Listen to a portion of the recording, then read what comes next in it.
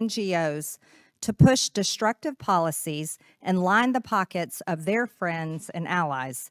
This NGO scheme demonstrates massive waste and abuse of federal resources. Today's hearing will bring transparency for the American people. We will expose the corrupt ties that bind left-wing NGOs, Democrat elected officials, Democrat political appointees, and the deep state bureaucrats who write grants and contracts.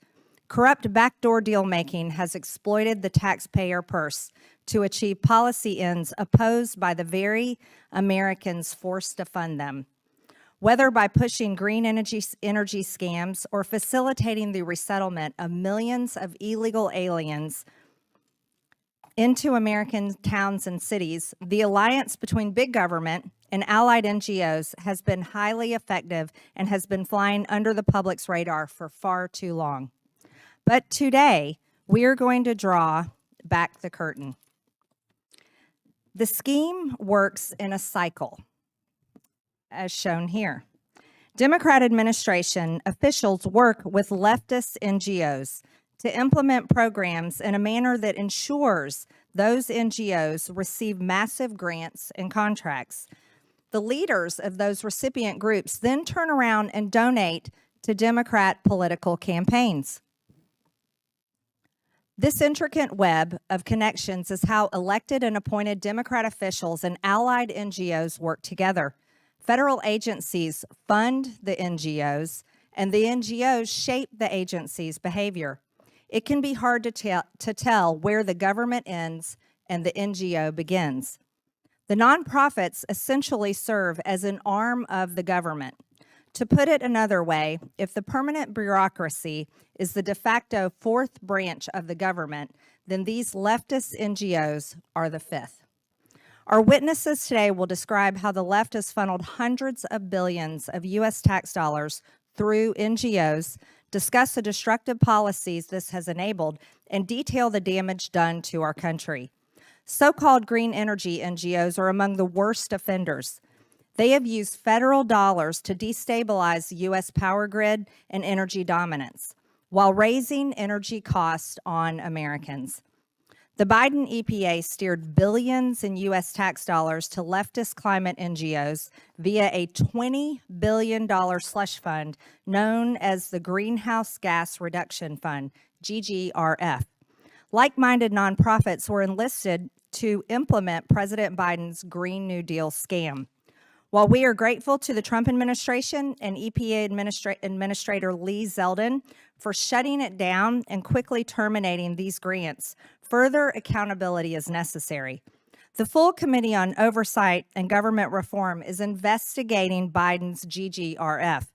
We know that all the awardees are connected to both the Biden administration and Democratic donors, and that they sit on each other's boards in an incestuous circle. Today, we will shine light on this dynamic. Take, for example, who the Democrats choose to bring in as their witnesses. Someone so entrenched into the system that she was a director of the U.S. Department of Housing and Urban Development, a leader of a housing organization that lobbied for more federal spending, and now a nationally renowned nonprofit leader who donates to Democrat campaigns. Other examples include many green NGOs that employ former Biden administration officials. These people wrote the rules for this climate grift in which they now partake. As government officials, they were paid by taxpayers to conduct the grift. Now taxpayers are funding the grant awards that pay their salaries.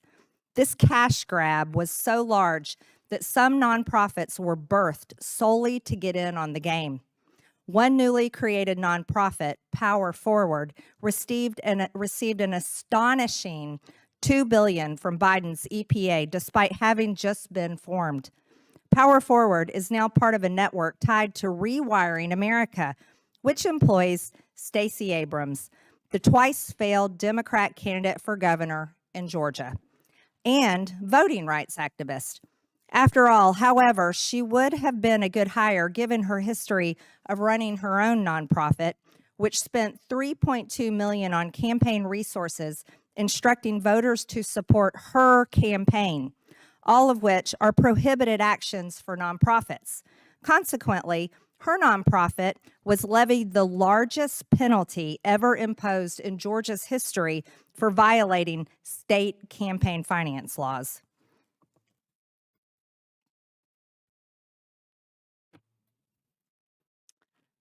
This is the circle of life. Climate and energy is just one area where the entrenched bureaucrats and political appointees have partnered with NGOs to do the left's bidding. Illegal immigration is another.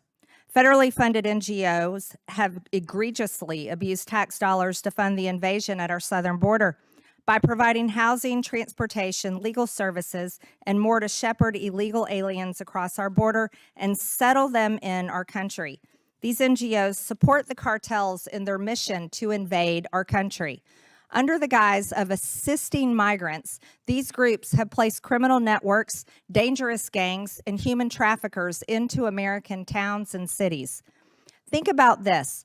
The American people's hard-earned taxpayer dollars have been used to literally import rapists, murderers, and terrorists from around the world straight into our communities. Where were these NGOs when 22-year-old Laken Riley was violently murdered by an illegal?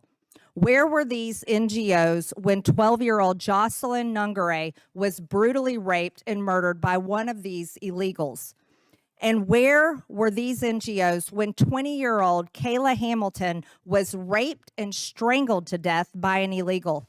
Where were these NGOs over the weekend when the illegal alien launched Molotov cocktails into a crowd in Boulder, Colorado, intentionally injuring a dozen Americans in an anti-Semitic attack? I'll tell you, they were continuing to receive taxpayer dollars to import more of these illegal alien monsters to commit more heinous crimes against our people. Many Americans are familiar with the more egregious offenders. These include Catholic Charities, which raked in over $2 billion during Biden's 4 years, and the Lutheran Immigration and Refugee Service, which received over $221 million in government grants in fiscal year 2023 alone. But many American taxpayers are still unwittingly funding this sort of illegal activity through the United Nations, which is the conduit for much of the funding NGOs use to resettle in our country.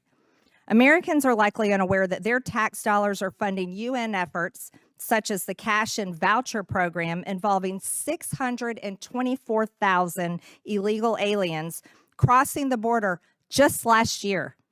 This $372 million program provides prepaid debit cards and cash in envelopes to illegal aliens to facilitate their movement to and through the U.S. border. The American taxpayer is funding groups that start the migration, the groups that show people how to cross the border by evading U.S. immigration laws, these groups that have been bused and flown illegal aliens, many of them dangerous, into America. Whether exploiting taxpayers to push illegal immigration or fake environmental justice, the left's NGO scheme seeks to destroy our country and fundamentally alter the American way of life. This ongoing waste and abuse of taxpayer resources must end. The Trump administration is turning the tide, and today's hearing is intended to expedite the effort to drain these slush funds dry. If we don't, Democrats can't wait to return to power and continue funding their NGO friends through slush funds and stop deportations. Keep these illegal alien criminals in our country, and of course, fund the Green New Deal scam again. And with that, I yield to the ranking member Stansbury for her opening statement. All right. Well, good afternoon, everyone. Welcome indeed to the DOGE subcommittee. It's always an interesting journey here. Madam Chairwoman, before we get started, I want to take a moment to observe that this very subcommittee was created in January to act as the congressional tip of the spear for DOGE and Elon Musk's efforts inside the federal government, which our GOP colleagues were falling all over themselves to get in on the action. And in fact, I don't know if you know this, Madam Chairwoman, but one of your own GOP members who couldn't get on the committee actually contacted me to see if I could help because they were so desperate to participate in this activity. But here we are. I feel like we should play a breakup song in the midst of the breakup of the GOP with Elon Musk and DOGE, and yet still the zombie lurches on. And you know, I think it's interesting that people are barely saying his name in these halls, and this subcommittee barely has any credibility at this point. And Elon Musk still hasn't appeared under oath in front of this committee or anybody here in Congress. And in fact, Donald Trump himself apparently asked his own aides this week if DOGE was, and I quote the president, bullshit. Donald Trump asked if DOGE was bullshit. Meanwhile, our friend, Mr. Musk, is going crazy on Twitter. We just checked. He's still going at it. And he literally has been tweet storming the GOP for the last 24 hours. And he says, I'm sorry, but I just can't stand it anymore. This massive, outrageous, pork-filled congressional spending bill is a disgusting abomination. Shame on those who voted for it. You know you did wrong. You know it. And you know what I find interesting about his tweet is that he says, I'm sorry, I just can't stand it anymore. And I think, you know, the American people have been there for the last 3.5 months as they've dismantled the federal government, as Musk and Trump and his friends here have helped lay wake to the federal government, dismantling federal agencies, firing thousands of federal workers, stealing your private data, costing the federal government millions of dollars. And in fact, it appears that they may have actually cost more money than they apparently saved. So it's hard to take any of this seriously or with any credibility. Musk lied about DOGE and its savings. The president and the speaker just this morning, once again, lied about the big abomination of the bill and the deficit spending in it. There was a misrepresentation of a witness in this hearing last time. There was lies about the budget, reconciliation, and yes, the DOGE package, which was transmitted to Congress yesterday. And I don't think I even need to comment on the wild journey of baseless conspiracy theories that we just heard. So, it's very clear that DOGE has made America less safe, less secure, undermined our global and national security, compromised our data privacy, impacted our ability to serve our vulnerable communities, and left the government in total chaos. And yet, many of these DOGE brothers have implanted themselves inside of federal agencies and are now answering directly to the West Wing and to the Director of Office of Management and Budget, Mr. Russell Vought, who, by the way, is testifying just across this campus on his bill for the FY26 budget, which would eviscerate these programs. So I want to say, first, they came for our federal agencies. Then they came for our judges and law firms and the rule of law. Then they came for the free press and your freedom of speech. Then they came for higher education and our children. Then they came for congressional offices, and now here they are coming for civil society and nonprofit organizations. What are nonprofit organizations? Food banks, legal aid clinics, homeless shelters, organizations that are the glue of our communities.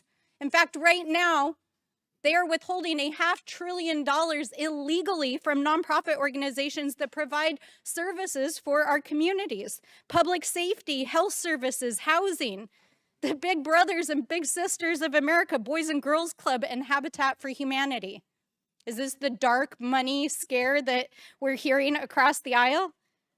I think all of us understand what these organizations do in our communities. But let us be clear.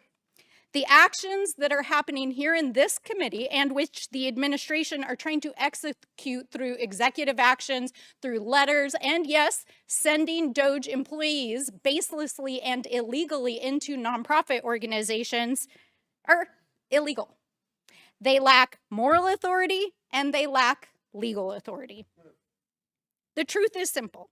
Neither the president nor any other executive branch official has the power to unilaterally revoke an organization's tax-exempt status or to use these authoritarian tactics to try to intimidate our nonprofit and civil society organizations. And we will dive deeper into that topic and your rights during this hearing. But if my colleagues across the aisle want to talk about dark money networks, we can look no further than this very hearing room, because if we actually want to understand the dark money funded networks that are making the government run right now, let's talk about Project 2025. The witnesses who are here today as part of the organizations that helped to craft it. Mr. Vogt, who was at the helm as the architect of that document, and the folks who are inside the federal government right now, dismantling our agencies and attacking every aspect of our democracy. We will not stand for it. And with that, Madam Chairwoman, I yield back. Without objection, Representatives Gosar of Arizona, Moskowitz of Florida, and Presley of Massachusetts are waived on to the subcommittee for the purpose of questioning the witnesses at today's committee hearing. I'm pleased to introduce our witnesses today. Scott Walker is the president of Capital Research Center and an expert in investigating how nonprofits spend money and get involved in politics and advocacy. Mark Kirkorian is the executive director of the Center of Immigration Studies and is an expert on the issues of immigration and border security. Daniel Turner is the founder and executive director of Power the Future and an expert in energy and environmental issues. Diane Yentel is the president and chief executive officer of the National Council of Nonprofits. Again, I want to thank all of you for being here to testify today. Pursuant to Committee Rule 9G, the witnesses will please stand and raise their right hand.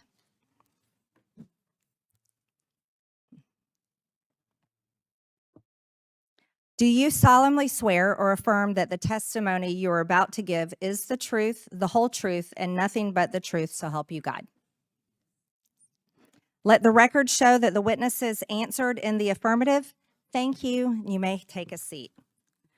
We appreciate you being here today and look forward to your testimony. Let me remind the witnesses that we have read your written statements and they will appear in full in the hearing record.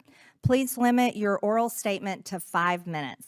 As a reminder, please press the button on the microphone in front of you so that it is on and the members can hear you. When you begin to speak, the light in front of you will turn green. After 4 minutes, the light will turn yellow. When the red light comes on, your 5 minutes has expired, and we would ask that you please wrap it up quickly. I now recognize Mr. Walter for his opening statement. Thank you. Chairwoman Green, Ranking Member Stansbury, distinguished members of the subcommittee, thank you for the honor of testifying.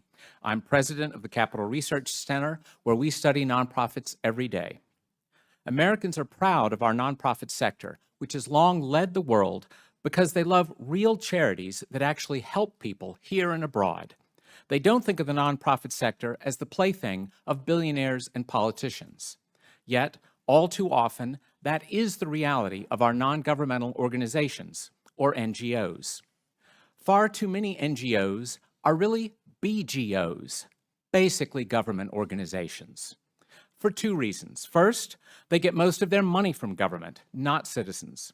Second, they serve the big government political agenda that fights to centralize power in Washington for the benefit of the left's preferred political party. From countless egregious examples, consider the Solidarity Center.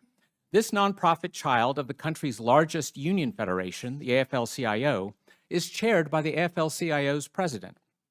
Solidarity Center doesn't just boost unions, it also champions DEI and climate justice. It's suing the current administration because DOGE recommended its federal gravy train end. It received over $86 million from the federal government since 2008. 61 of that $86 million was given under President Biden, doubtless encouraged by the 3 Solidarity employees who went into the Labor Department. Solidarity receives 99% of its revenue from American taxpayers. It serves the AFL-CIO, which gave 86% of its 2024 political donations to Democrats. Today's Democratic witness, Diane Yentel, is yet another powerful example of nonprofits serving big government. One of her typical tweets attacked DOGE and defended the Vera Institute of Justice, which in 2023 received 79% of its revenues from government. It's a hard-left, Soros-backed group whose priorities oppose the views of Americans' Democratic majority by advocating soft-on-crime policies and defending illegal aliens. Its biggest vendor in its last IRS filing was Blue State Digital, which began life as Barack Obama's digital campaign team and now serves the entire left. Ms. Yentel was hired by Obama at HUD, and President Biden considered her for a cabinet post. Her previous job was leading the National Low-Income Housing Coalition, an NGO that advocates for ever more federal spending by HUD and uses identity politics to justify its agenda. In her current job, leading the National Council of Nonprofits, Ms. Yentel quickly sued the Trump administration over budget cuts. What lawyers did she turn to? The Democracy Forward Foundation, whose board includes President Biden's notorious chief of staff, Ron Klain, and is chaired by Mark Elias, the Democratic super lawyer. Ms. Yentel claims the Republican tax bill would have handed, quote, unchecked power to the Trump administration to punish nonprofit orgs that don't fall in line with its ideology by labeling them as terrorist-supporting groups. Nonsense. As an honest left-leaning law professor explained in the Chronicle of Philanthropy, quote, a despot seeking to silence nonprofits would be weakened, not empowered by the legislation. No wonder nonprofit expert Bill Shambra warned that Yentel's partisanship at a major nonprofit membership group may erode public support for nonprofits by suggesting, quote, nonprofits are just like any other major institution of American society, fighting fiercely to maintain the status quo against necessary reforms. It's understandable, though not admirable, that status quo nonprofit leaders are scared by DOGE examining their government funding. They'll use an Urban Institute study designed to scare you members of Congress with statistics like government grants support nonprofits in every congressional district. No one explains why it's wonderful that so many nonprofits are as dependent on government cash as a meth addict is on methamphetamine. The same study stresses how larger nonprofits especially hoover up tax dollars. But while big nonprofits are often less effective at helping people compared to smaller neighborhood groups, they certainly are more powerful at lobbying government in the service of bigger government and the left. They're also great at suing government. This politicized pseudo-charity aimed at bloating government and seizing political power goes back decades, as when the Obama administration took money from Catholic charities and gave it to Planned Parenthood. This is a simple, ugly story of tax dollars, cronyism, and political scheming camouflaged by invoking the moving stories of the real heroes of America's charitable sector. Please don't fall for the sob stories. Thank you, Mr. Walter. I now recognize Mr. Kirkorian for his opening statement. Thank you. During the 4 years of the Biden administration, the United States devoted significant taxpayer funds to facilitating illegal immigration. There's been much reporting about the role of NGOs in this process after the illegal immigrants crossed into the United States. But what the center has examined is what happened before the migrants got to the Rio Grande. In other words, how NGOs and UN agencies were paid by U.S. taxpayers to facilitate the illegal movement of migrants through South and Central America and Mexico. We've documented a large UN NGO support network from field reporting and annual reports from this group called the Regional Refugee and Migrant Response Plan. This network consisted of way stations all along Latin American illegal migration routes that made it possible for millions of foreign nationals from as many as 180 countries to illegally get to the U.S. border, in part funded by U.S. taxpayers. Some of these funds were provided directly to NGOs by the State Department's Bureau of Population, Refugees, and Migration, or USAID. Other funding was sent indirectly through our funding of UN agencies, which then in turn funded NGOs. This often was described as merely humanitarian assistance to people who would travel anyway. But in reality, this amounted to a coordinated, well-funded assistance designed to undermine U.S. immigration laws. Starting in South America and Central America, NGOs handed out millions of dollars worth of supplies designed to assist recipients in their plans to illegally breach the borders, not just of the United States, but of half a dozen countries along the way. Just a couple of examples. In Colombia, in northwestern Colombia, the center found NGOs working in coordination with a paramilitary drug smuggling group called Clan del Golfo, also known as the Gaitanistas, which controlled the smuggling routes in those areas. To get an idea of how this worked, there's a town in northwest Colombia called Necoclí, which is a major staging area for migrants trying to cross the Gulf of Urabá to get to the jumping off point for trips through the Darien Gap. Well, our researcher went to Necoclí and found what amounted to kind of a swap meet or farmers market of NGO groups with booths of UN and NGO organizations there to provide assistance. Just a couple of examples, the Florida-based NGO Cadena was set up in a booth next to the Silver Spring-based Adventist Development and Relief Agency, and there were many other US-based and overseas-based groups there. And they provided a variety of services, assistance on how to make it through the Darien Gap, food, dry socks, backpacks, etc. When they crossed that Gulf of Urabá, they're still in Colombia, and they get to the village of Akandi, which is where you jump off to go to the Darien Gap. And there, the NGO UN group, the camp, was in a camp where the security for the camp was provided by this drug smuggling gang. In other words, and it's not clear to us, we don't have evidence of this, but it seems likely to me that NGOs and the UN paid for the security by paying this drug smuggling gang for security for this jumping off point.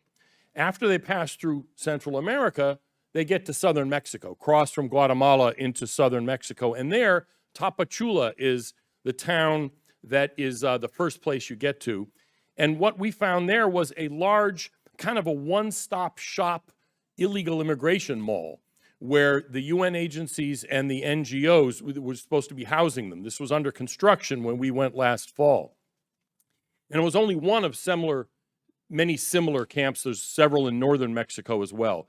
Especially curious in Tapachula was an NGO funded by the UN, which means funded by the US, which provided repressed memory therapy for illegal immigrants who had been rejected for asylum by Mexico, which they do in order to be able to make it through Mexico without hassles. They had been rejected.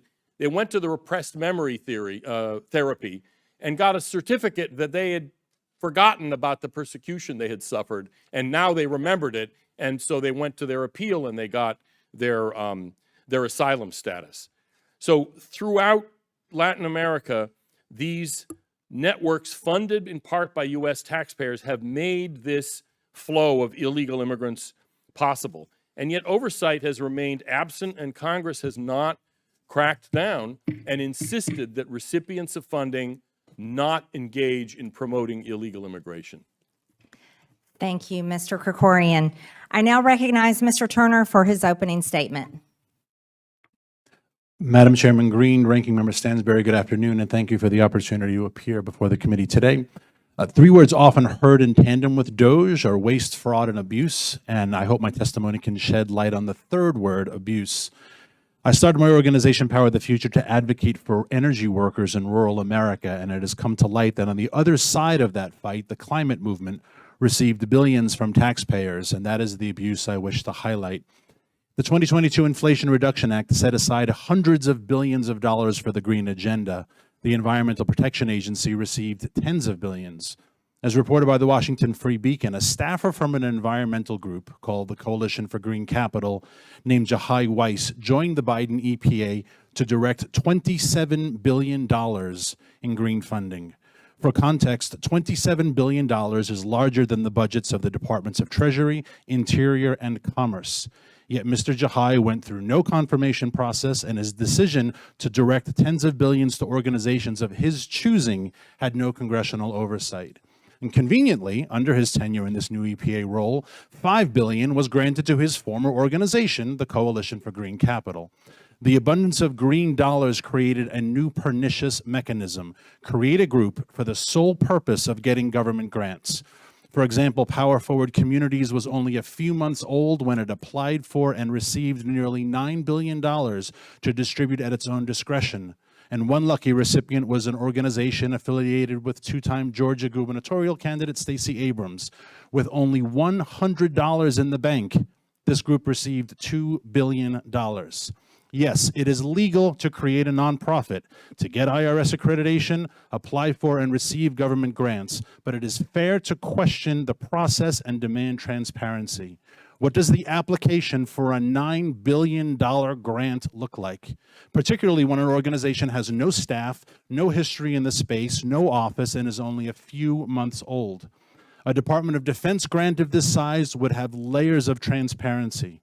A Department of Transportation grant that size would require a bond to guarantee deliverables. Yet it seems that in the name of climate change, unvetted, unelected, unconfirmed bureaucrats require no safeguards. And this is the precedent of pernicious funding. Any future president can announce a slush fund, appoint loyalists to dole it out, and anyone can create a group to get government billions if they know the right people, bypassing that pesky thing called Congress. In his recent Senate hearing, Secretary of State Rubio said, DOGE uncovered, for every dollar spent at USAID, only 12 cents was actually received in aid. The rest was spent on overhead, high salaries, dinners, events, travel, raising awareness. You can call it overhead, a better term is grift. But this funding scandal is far worse in context. For at the same time the Biden administration was generously rewarding climate groups with billions, they enacted the most radical energy agenda in history, which punished the American people. Making energy expensive made life expensive. And we saw under the Biden administration record high inflation, skyrocketing price of energy, gas, utilities, food, and consumer goods. It was bad enough to dole out billions, but to do it to the very groups making America unaffordable was a new low, even for Washington, D.C. And unless this Congress changes the laws, the mechanisms are still in place to appropriate new funds using a new crisis, forming new groups, skirting Congress, and ripping off the taxpayers. Last week, my organization sent letters to this committee and Attorney General Bondi calling for an investigation into the Biden administration use of AutoPen on green executive orders, asking if Biden himself directed them or if the staff took leniencies. A very severe accusation, but made even more plausible in the light of this hearing: abuse. Abuse of the purse, abuse of the pen, also that climate groups and their political allies could benefit. This is the very worst of Washington, and why the American people have such little trust in government.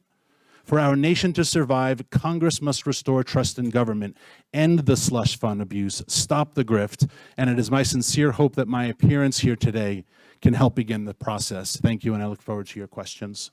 Thank you, Mr. Turner. I now recognize Ms. Yentel for her opening statement.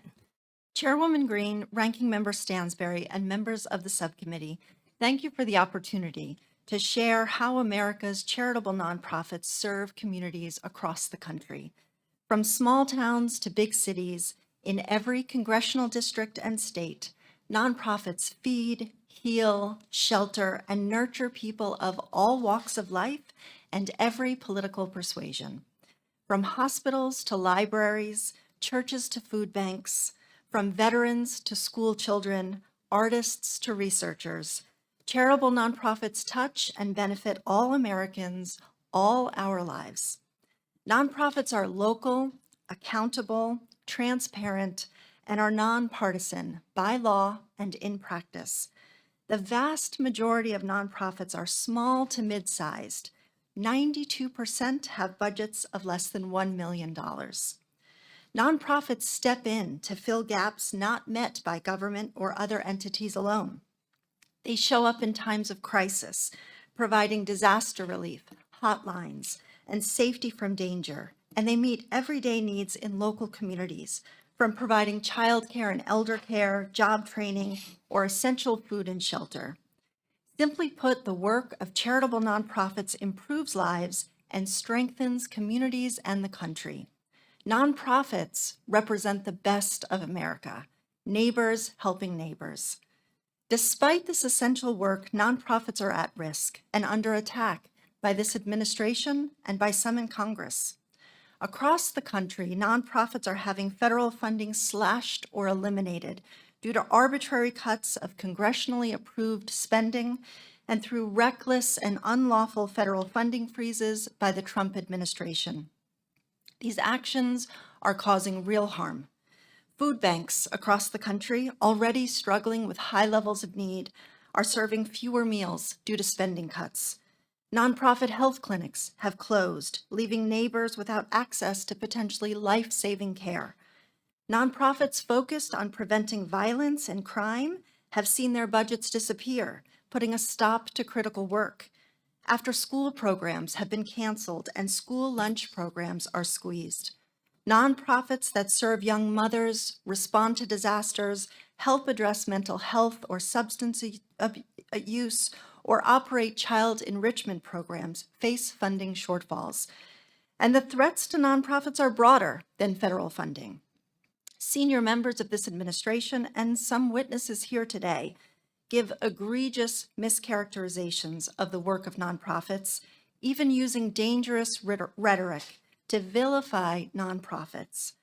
There are repeated threats against nonprofits that hold views that don't align with this administration, from statements calling for the illegal, unilateral revoking of their tax-exempt status, to attempted takeovers, audits, and even threats of civil or criminal investigations by the federal government, not for any wrongdoing, but for doing work at odds with the administration's ideology.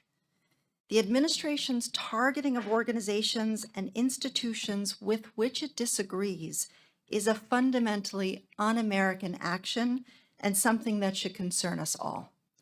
These actions aren't about government efficiency or about reform.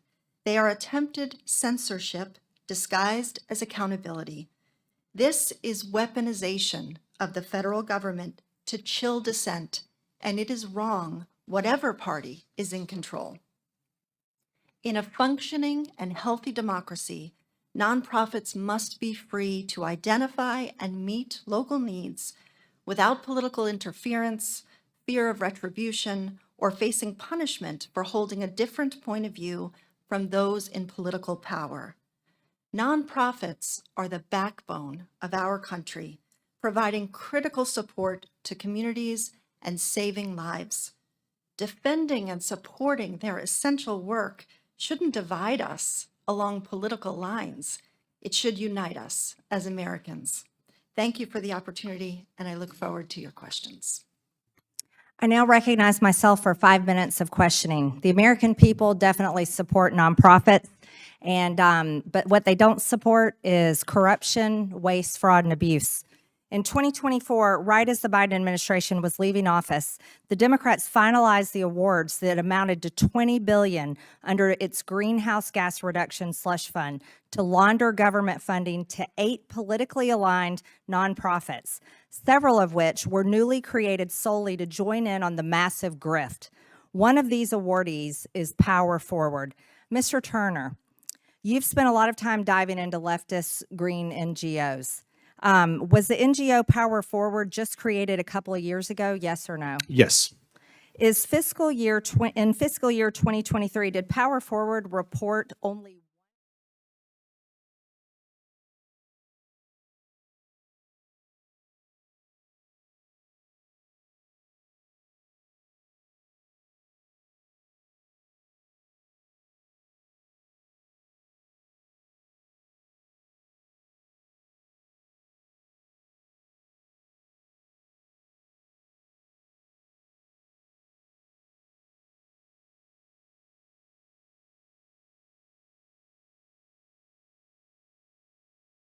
could get that loan from a bank?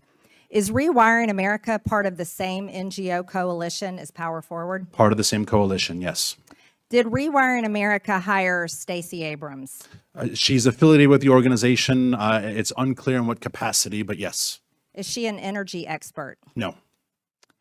So it's pretty eye-opening that a brand new politically connected group got such a massive federal grant. Rewiring America hired Stacey Abrams, as far as we know, a twice failed candidate for Georgia governor and well-known Democrat activist, even though she has little to no knowledge of energy policy. But the leader of Power Forward praised Abrams for playing a pivotal role in securing these billions. Notably, Abrams' PAC spent over $126 million on Democrat campaigns over the last 5 years. This recirculation of taxpayer funds literally is the Democrat circle of life. Mr. Kirkorian, we witnessed the worst border immigration catastrophe under the Biden administration. It seems to me that many immigration-oriented NGOs have double-dipped their hands in taxpayer money. My first question is, how influential were the American taxpayer-funded NGOs at facilitating the movement of illegal aliens to and through our country's borders? Extremely influential. Now, some of this would have happened anyway because of the Biden administration's invitation to mass illegal immigration. But the invitation required some means of this happening, some means of doing it. And so what it did is the taxpayer money essentially turned the illegal immigration crisis up to 11. It would have existed otherwise, but it was significantly magnified by this government funding. By the Biden's administration policies. Right. You've mentioned that the United Nations pay psychologists to help illegal aliens reverse asylum denials on appeal. Specifically, tax dollars go to the UN, which directs and pays psychologists to help illegal aliens unearth repressed memories of torture, persecution, and human rights violation so that they can legally claim asylum. Is this an intentional effort to subvert our immigration laws by creating fake narratives for asylum seekers? I can't put myself into someone else's head, but I can't imagine any other plausible way to describe it. And initially, just to be clear, they use this to get Mexican asylum, which they use as a kind of trampoline to get to the United States, and then present those repressed memory documents as part of their evidence when they are in removal proceedings as part of their asylum claims. And do they provide legal help to apply for asylum claims? That's inside the United States, so that's beyond the scope of my testimony here. Thank you. Mr. Walter, you've been investigating NGO funding sources for a long time. Do you know of other examples of former elected or appointed officials in the NGO sector securing significant federal tax dollars through grants or contracts? We've had mentioned here the $2 billion slush fund, and of course, the OMB and HUD director, Sean Donovan, has been mixed up in that. And then, of course, there have been public reports as well about the millions of dollars that the wife of Senator Sheldon Whitehouse has received from NGOs whose legislation he's helped push. Yeah. Thank you. My time has expired, and thank you all for being here. I now recognize Ranking Member Stansbury for 5 minutes of questions. Thank you so much, Madam Chairwoman. And I want to welcome back some of our guests here today. Mr. Kirkorian, I recognize you from last summer when you came to testify. Welcome back. Just want to clarify, you served on the board for Project 2025, is that correct? I don't think I was on a board. We were one of the advisors for it, but yes. So yes, you served in an advisory role on Project 2025. I appreciate that. And Mr. Walter, I just want to clarify a few things about Capital Research Center. This is the organization that acted as a fiscal sponsor for Ginny Thomas's nonprofit, correct? For a project that she was one of many people involved with, yes. Yes, and this is Ginny Thomas, Justice Clarence Thomas's wife. And my understanding is that there was a donor-advised fund that was the primary donor to that funding under fiscal sponsorship. In fact, it looks like about $400,000 was channeled through your organization. And if I'm correct, based on what I see here, the primary donors are the Koch brothers, the Searles, the Mercers, and Leonard Leo. And some of you may recall Leonard Leo because, of course, he's at the center of many of the big issues around Supreme Court ethics, but also you all may recognize him because last week Donald Trump called him a sleazebag who probably hates America for his interference in the judiciary and his efforts to try to undermine what Donald Trump is trying to do.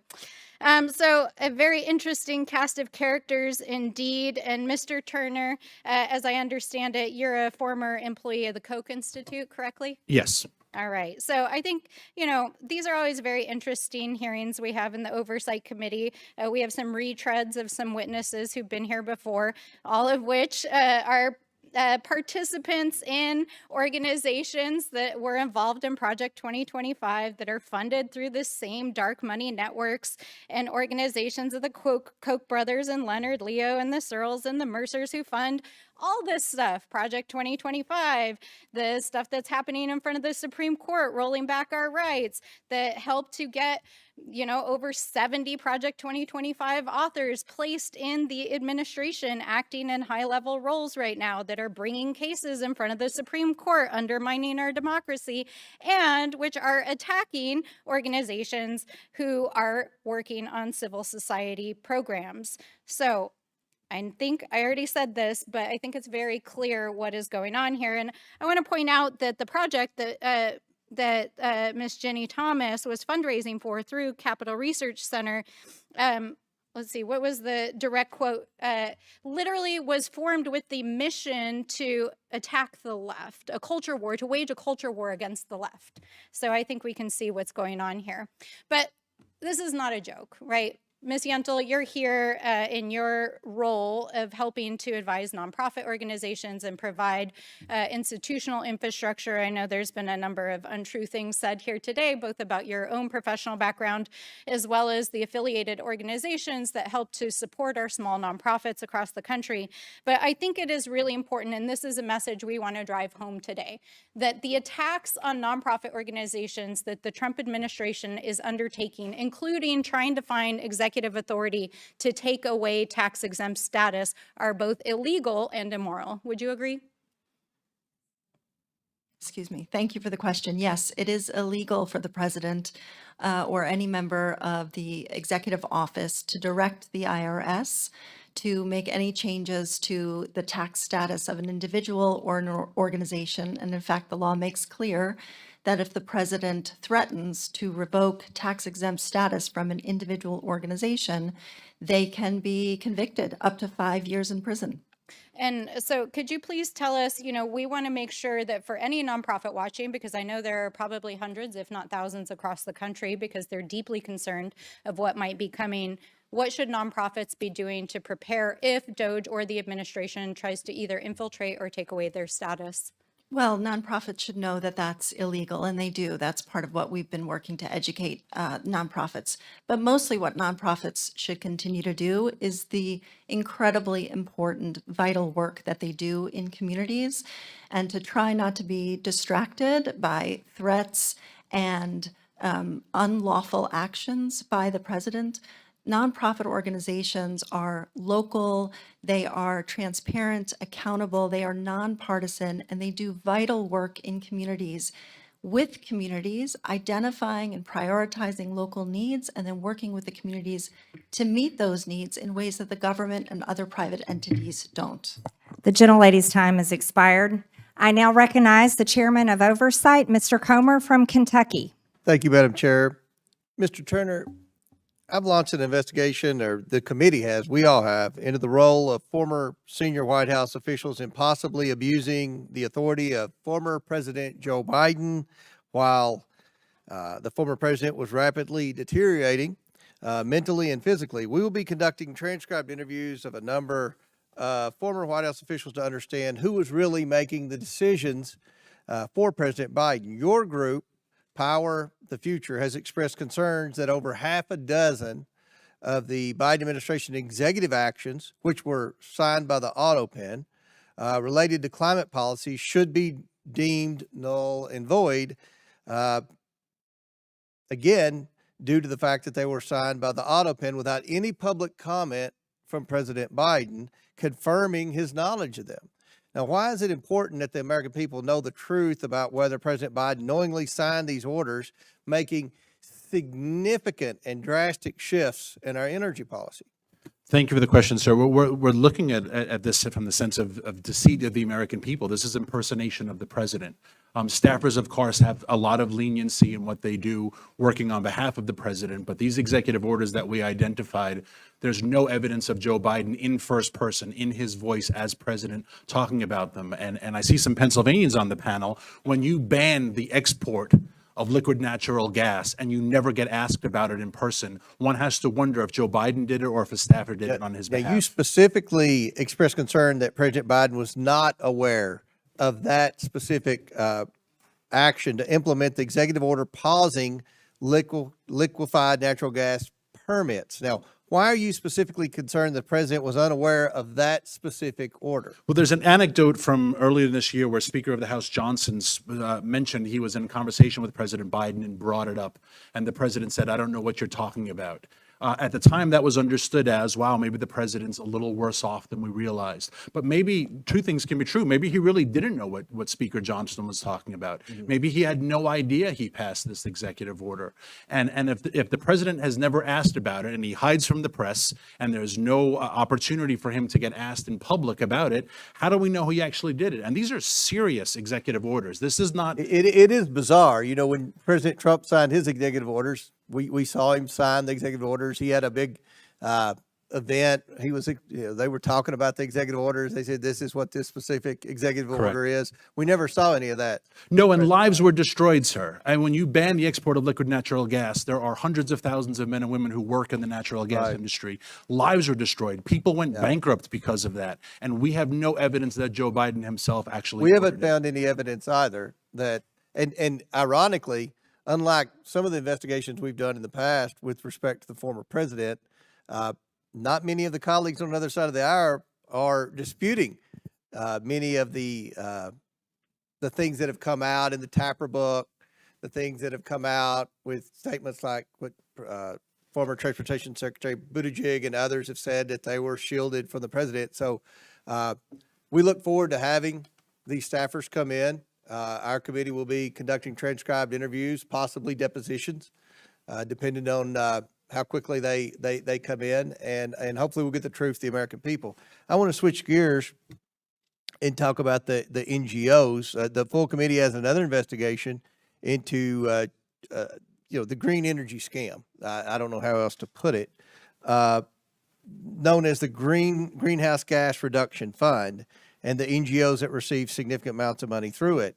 Can you tell us a little bit about this? And the NGOs and the left, obviously they advocate for initiatives as an excuse to spend billions in local communities, but enrich themselves too.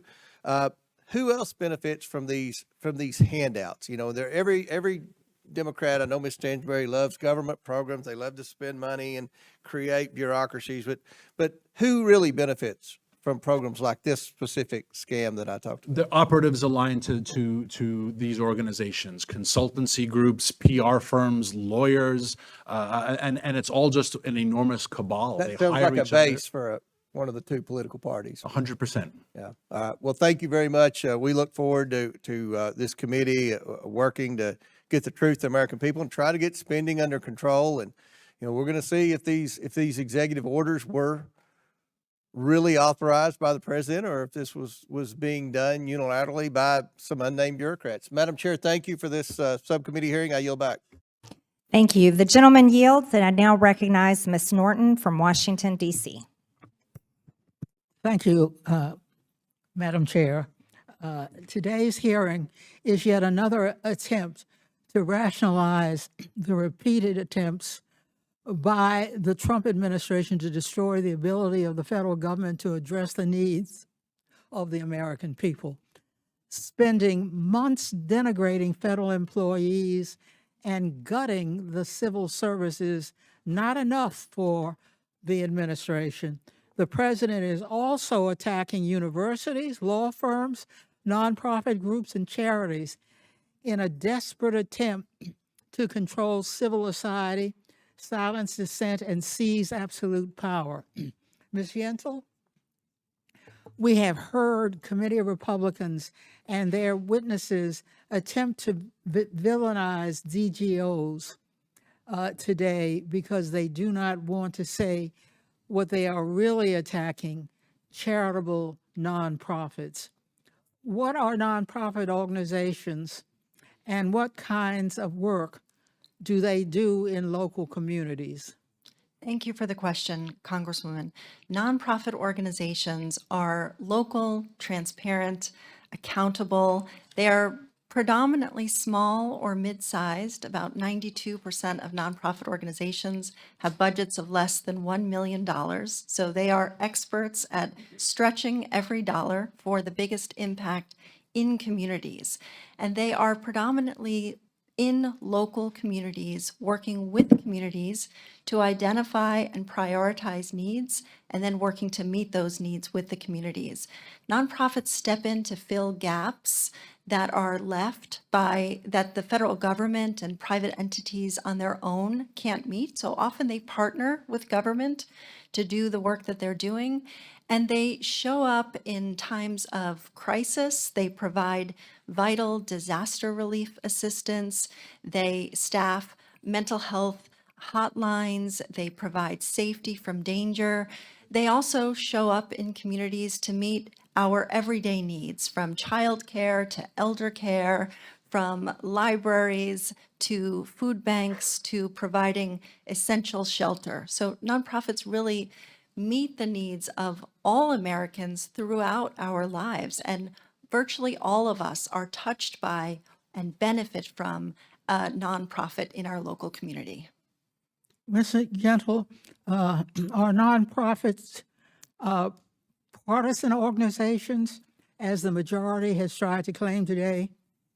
No, nonprofit organizations are nonpartisan, both by law and in practice. These attempts by the administration to make it clear that they do not want nonprofits to provide expert services that protect the local needs and goals of our communities, just as they do not want a government with a qualified, nonpartisan, merit-based federal workforce. Instead, the administration wants a patronage system with services provided only by and for those who share their political views. Trump's attacks on nonprofits come while his allies in Congress cut government services that support the most vulnerable in our society. Ms. Yentel, you have referred to nonprofits as America's backbone.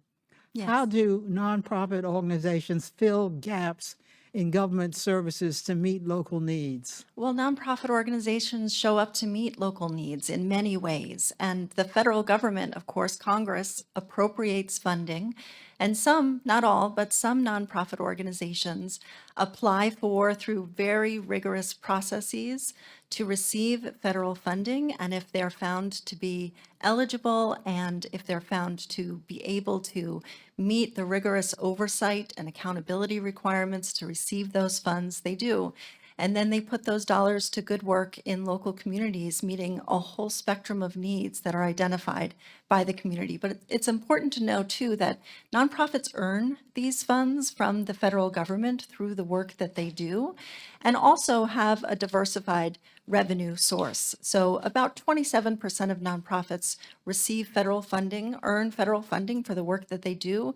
Those nonprofits and the nonprofits that don't receive their funding from a variety of sources, all of them dedicated to meeting local needs and working with the community to do The so. gentlelady's time has expired. I now recognize Mr. Cloud from Texas. Thank you, Chairwoman. And I think it's important at the outset to kind of level set on the language being used, because there seems to be an intentional attempt at creating a smoke screen about what we're talking about today in order to confuse people. Indeed, the ranking member tried to equate private donations going to conservative organizations with taxpayer dollars going to leftist organizations, as if that was the same thing. And even as you talk about charitable NGOs, we're all for charitable NGOs. And a lot of what you're saying is true about the vast majority of NGOs, but there's 120,000 of them, as you mentioned, and not all of them are that wonderful. And to the point, Republicans historically, decades over decades, have far outpace Democrats in their charitable giving. As a matter of fact, Scripture gives a definition of what charity is. Each of you should give exactly what you've decided in your heart to give, not reluctantly or under compulsion. God loves a cheerful giver. We're all about charity, but charity isn't given at the strong arm mandate of the federal government requiring taxpayers. That's not charity. That is taxes. That's a completely different thing. And so what we're going after today is taxpayer dollars going to NGOs that are doing bad work. Indeed, so many of these organizations do have a high percentage. I appreciate what you said, Mr. Walter. You called them basically government organizations. I've thought of them in a sense as quasi-government organizations. Many of these have been stood up in a sense because it adds one more layer away from accountability on the taxpayer dollars. For example, we had Secretary Mayorkas coming here claiming plausible deniability on much of the stuff that was happening at our border. Why? Because the dollars go to an NGO who's doing the work. And so if they're giving out Sodexo cards to illegal immigrants to incentivize them coming into the United States, I don't know anything about that. It's an NGO doing that.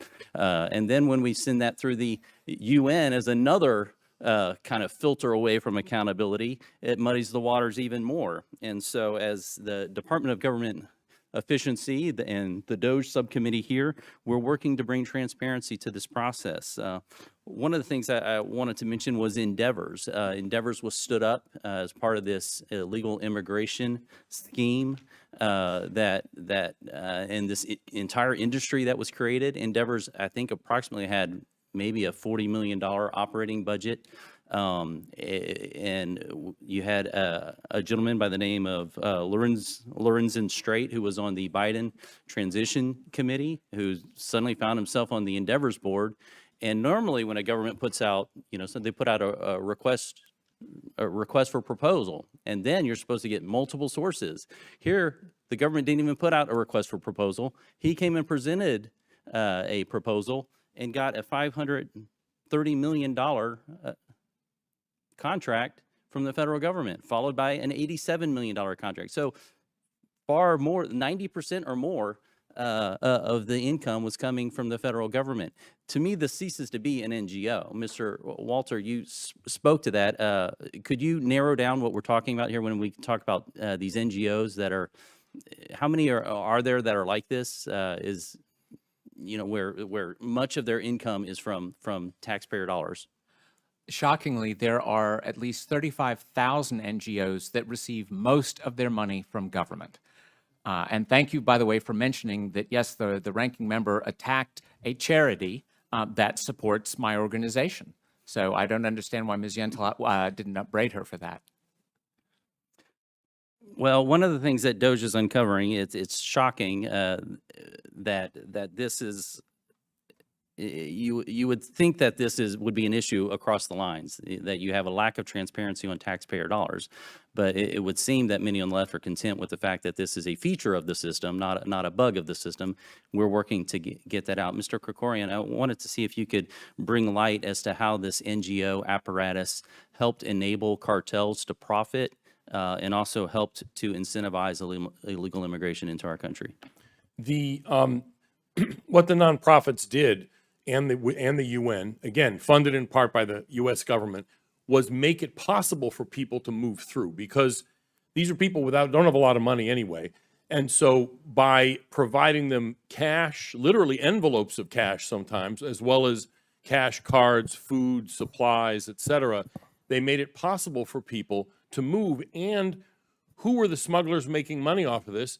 Many of them were actually drug smuggling organizations who either just collected a toll or in some cases, as we saw in Colombia, were integrally part of the smuggling operation. So this was, they were clearly working with these cartel and smuggling organizations, which were enriched by this flow of illegal immigration.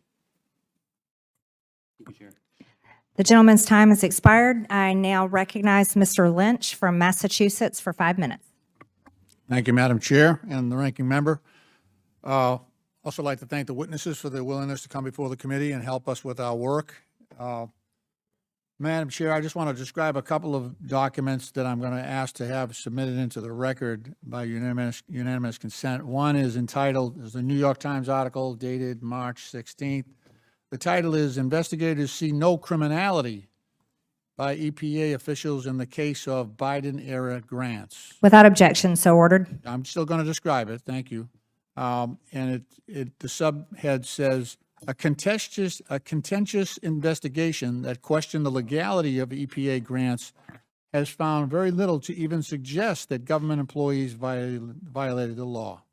The second is a Washington Post article entitled Trump's False Claims that Stacey Abrams headed a group that got $1.9 billion. Without objection, so ordered. Thank you so much, Madam Chair. And I'll sum up by saying that allegation got 4 Pinocchios. All right. So, Ms. Yentel, President Trump, Elon Musk, and DOGE have decimated essential services, lifeline programs, and services that millions of Americans rely on for food, for affordable housing, and for health care. Just yesterday, Ranking Member Rosa DeLauro of Connecticut of the House Appropriations Committee reported detailed information indicating that Trump administration is freezing at least $425 billion in federal funding that Congress had already approved for communities in Democratic and Republican districts nationwide, for critical services and programs that serve all Americans. Some of the funding that has been frozen or terminated by the Trump administration includes $3.8 billion frozen for justice programs, including grants that support community policing, COPS programs, victim services, including the Violence Against Women programs that operate nationally. Also, $770 million terminated for NIH grants that support Alzheimer's, cancer, diabetes, and women's health research. He also terminated $1 billion for states to support substance abuse treatment and mental health services. And lastly, this is not lastly, but this is last on my list, $6.1 billion frozen or terminated to support cutting-edge scientific and biomedical research at higher education institutions. One of those programs is run by Professor Joan Bruger. She has a research team at Harvard University. She's working on early detection protocols for ovarian cancer. One of the tough things about ovarian cancer and why it's so deadly is that there are no early detection methods. So Joan Bruger actually is working on identifying precursors that allow early detection of ovarian cancer, which affects about 20,000 women every single year. So when we think about this reconciliation bill and the rescissions that are going on here for funding for a lot of these not-for-profits and charitable institutions, what's the impact of that on those individual organizations and the work that they do? Thank you, Congressman. All of these cuts, these arbitrary and often unlawful, illegal cuts to congressionally appropriated funding are doing real harm to your constituents, to the constituents of everybody on this committee and throughout Congress. And if I could just for a moment to say, in response to what the previous congressman raised, he's absolutely right that nonprofit organizations enjoy strong bipartisan support. And there are many Republican champions for nonprofits. I know there are Republicans on this committee and throughout Congress that serve on boards of nonprofits, that volunteer their hours for nonprofits. That's exactly right. And this isn't a smokescreen. This is who nonprofits are. And the work that they do is essential. And when this federal funding is cut that nonprofits use to meet local community needs, it harms Americans. You mentioned the cuts to justice spending. That means organizations that are working to prevent crime are having their budgets slashed. We're seeing nonprofit health clinics have to shut their doors. We're seeing food banks who are already— The gentleman's time's cutting expired. doors. I now recognize Mr. Fallon from Texas for 5 minutes. Thank you, Madam Chair. I also want to recognize that we have the chairman of DOGE Texas, Giovanni Capriglione, is with us today. Ms. Yentel, you are currently I want to get this right, the CEO of the National Council of Nonprofits. Am I right? Yes, that's Okay. right. And you were former president of the National Low Income Housing Coalition? Correct. Okay. In your current job as the CEO of the National Council of Nonprofits, are you familiar with the nonprofit that has been mentioned here up on the dais, the Power Forward Communities? I am. You have, okay. Yeah. And that 5 organizations led the Power Forward, and one of them was were you familiar with Rewiring America? Yes, And do you know that Stacey Abrams was their lead counsel? I believe she was an advisor. She was, yes. well, I have it right here. It says that this is from their press release. She was their senior counsel. Okay. Okay. Stacey Abrams ran for governor of Georgia. What party? Do you know? Are you aware? Yes, she's a Democrat. Democrat. Okay. And in 2022, she was also the Democratic candidate for governor of Georgia. I think that's, I'm sure it's true if you're saying. And she worked with, as we just mentioned, Rewiring America in 2023. Power Forward had a balance of, do you know what the balance was in 2023? We mentioned up here earlier. It was No. $100. And then, and of course, we know in 2020, are you also aware Stacey Abrams campaigned for Joe Biden for president? If you say so. Yeah, she's a Democrat. So, Ms. Yentel, Will the gentleman yield? no, I don't have enough time. I would. If you All right. give me an Thank extra you, my minute, I would friend. love to. Okay. Okay. Ms. Yentel, CEO of the National Council of Nonprofits. Yes. How much did Joe Biden, his administration, give, Stacey Abrams campaigned for Joe Biden, how much did they give to Power Forward? So I'm so glad to have a chance to address the Do you know how much it was? egregious mischaracterization. Okay, was it $2 billion? I don't know the number. Okay, it was $2 offhand. billion. Okay, that's quite a bump from a C note to $2 billion. How did the Biden administration justify this gift? Do you know? So what Why did they give them happened? the money? Thank you. So many of these Well, organizations. ma'am, do you know that how? I don't have the received time. Funding. Okay, you don't know? Oh, no, I would love to answer Okay, the question. Was it May for I? no, was it, well, I'm trying to help you because I don't have enough time. Green energy grants? May I answer the question, sir? You got 10 seconds. Could you answer the question? Do you know what it was for? These were coalitions of long-standing organizations. Okay, so you're not going to answer the question. It was for green energy grants. Once Stacey Abrams got that money, it just so happens that 2 other nonprofits that she founded, Fair Count. Have you ever heard of that one? So I'm here Yeah, to yes, yes, yes. Do you support know the what Fair work of Count is or nonprofit not? organizations. Okay, and you to don't know. oppose No, efforts Madam to Chair, target Madam organizations Chair, I reclaim my time. with views separate Madam from Chair, the administration. Please freeze the time. You're here to testify and answer questions, and you will not answer the questions. You don't know what Fair Count is. I asked the question. Do you know or not? No. Have you ever heard of it? You've never heard of it. Okay. It's a voter mobilization group for black voters. That does nothing whatsoever to do with green energy. And do you know, just so happens, as a mystery of the universe, it's a coincidence that the president of that organization is a gal named, let's see where her name is. Her name is Janine McClain. Her middle name is Abrams because that's her maiden name. She's Stacey Abrams' sister. It's a miracle. You want to talk about incestuous. I mean, the Tide Center also was running an organization called Southern Economic Advancement Project. They got money as well, and they fund a lot of Hamas protest groups across the country. So this is incestuous, Madam Chair. It's backdealing, money laundering from nonprofits.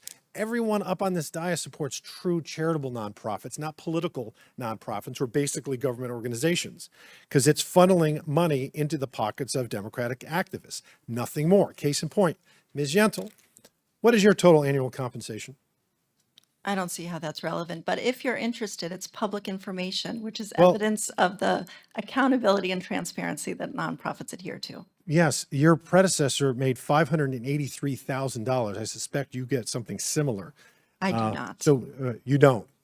That is you wanna not my share? salary. Okay, but You that can was look- what you your can Google predecessor it. was, It's because as you public said, it's information. publicly traded or publicly Yes. available information. Yes. When you were the president of the, ironically, National Low Income Housing Coalition, what was your annual compensation? That's not quite right, but would you like to? It was would you like me to speak $399,000. to executive salaries It was at three- nonprofits? It was $399,000, was it not? quite, no. It was not. That's what it says. You're under oath. I see that it says that. That was not my salary. Thank you. Okay, so, all right, well, we'll check that out. Please Madam do. Chair, I yield back.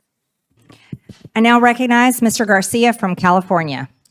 Thank you, Madam Chair. We're obviously here for another hearing, which has literally nothing to do with government efficiency. This committee, of course, has talked about fencing. We've gone after foreign aid, and now we're going after community nonprofits, which actually help and support people. And our committee is doing all of this without ever once getting testimony from Elon Musk, the head of DOGE, of which, of course, this committee is now named from, and of course, who's now apparently leaving the White House as well. Now, every Democrat on this subcommittee voted to subpoena Elon Musk so we could come here and testify and be accountable to Congress. But that was blocked by our Republican colleagues, which, of course, in of itself is irresponsible and outrageous. And you would think that Republicans on this committee would want Elon Musk to testify just as much as we do. Now, all our Republican colleagues might also want to ask Elon Musk about this message, which he actually just posted yesterday. Now I'm going to read this message Elon Musk posted. It says, I'm sorry, but I just can't stand it anymore.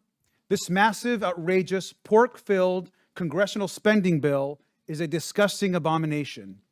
And I'll emphasize, shame on those who voted for it.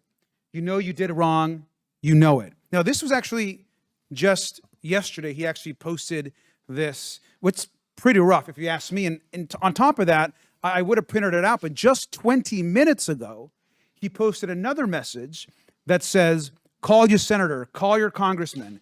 Bankrupting America is not okay. Kill the bill.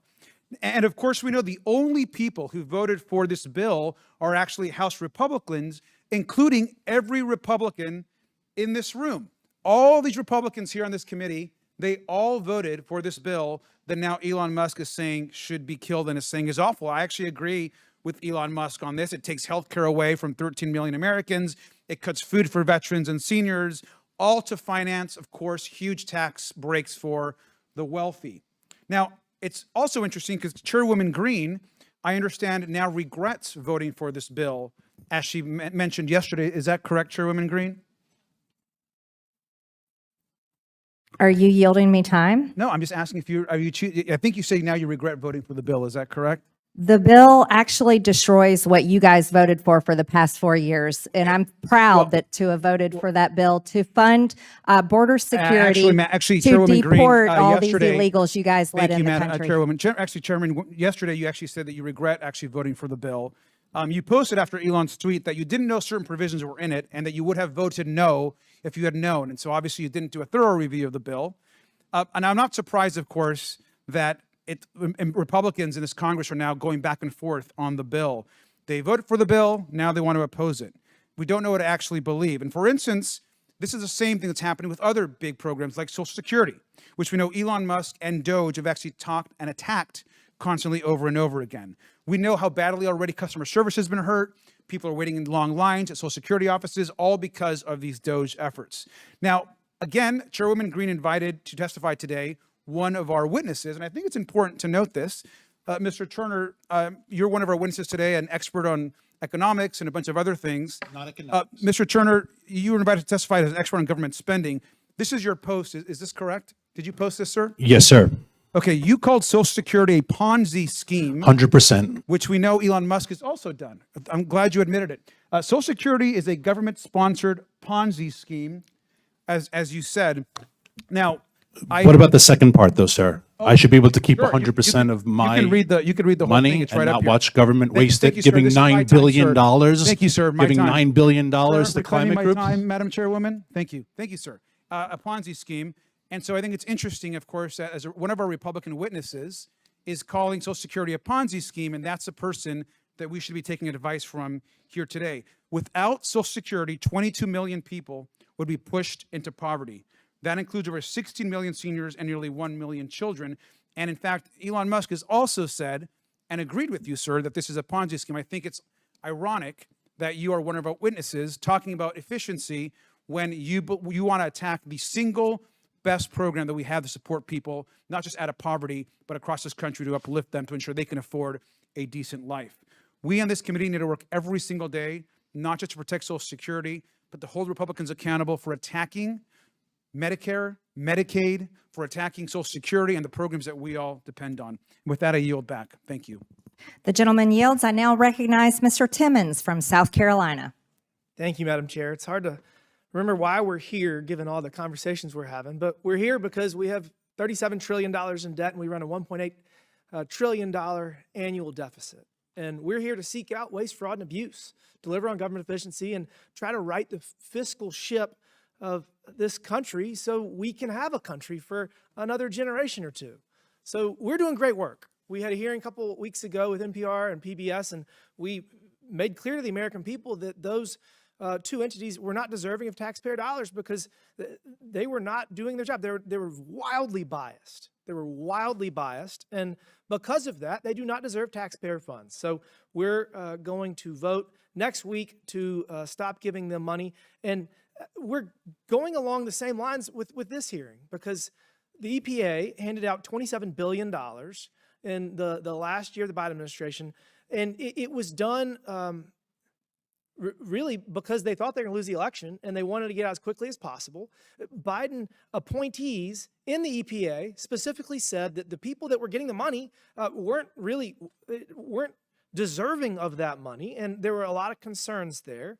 Obviously, we have this conversation about one of the most egregious, which is power forward communities. We keep talking about it. And Madam Chair, I'd like to enter their 990 in for the record. Without objection, so ordered. So this is from 2023. This is a less than a year old entity. And as we've talked again and again, they had $100 in their account. And then the EPA, under the Greenhouse Gas Reduction Fund, gave them $2 billion. Well, the funny thing is they didn't give it all to them. They wanted to get it all, but the EPA said no. And so now we're in this lawsuit where Citibank has the vast majority of it, and we're going to get it back. And that's why we're here. We're going to pass legislation. This is the hearing to show why this is ridiculous. This is, I would just say, waste. Maybe you would call it fraud. I don't know. It's definitely an abuse. So this money is coming back. And this is the hearing to then warrant the rescission. And we're going to have a vote in a couple of weeks. And that's what we're doing. And that's why we're here, because we cannot spend money on ridiculous policies. Mr. Turner, do you agree with me? Are we moving in the right direction here? Yes, and it's critical that we move in this direction. Thank you, sir. And this is just for the EPA. We haven't even gotten into the border security nonsense. I mean, the invasion that was funded by taxpayer dollars over the last 4 years.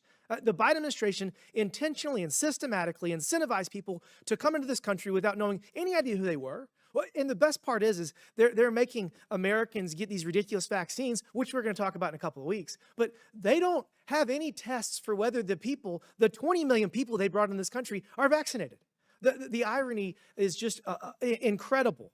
So back to the issue at hand. Power forward communities should not have $2 billion.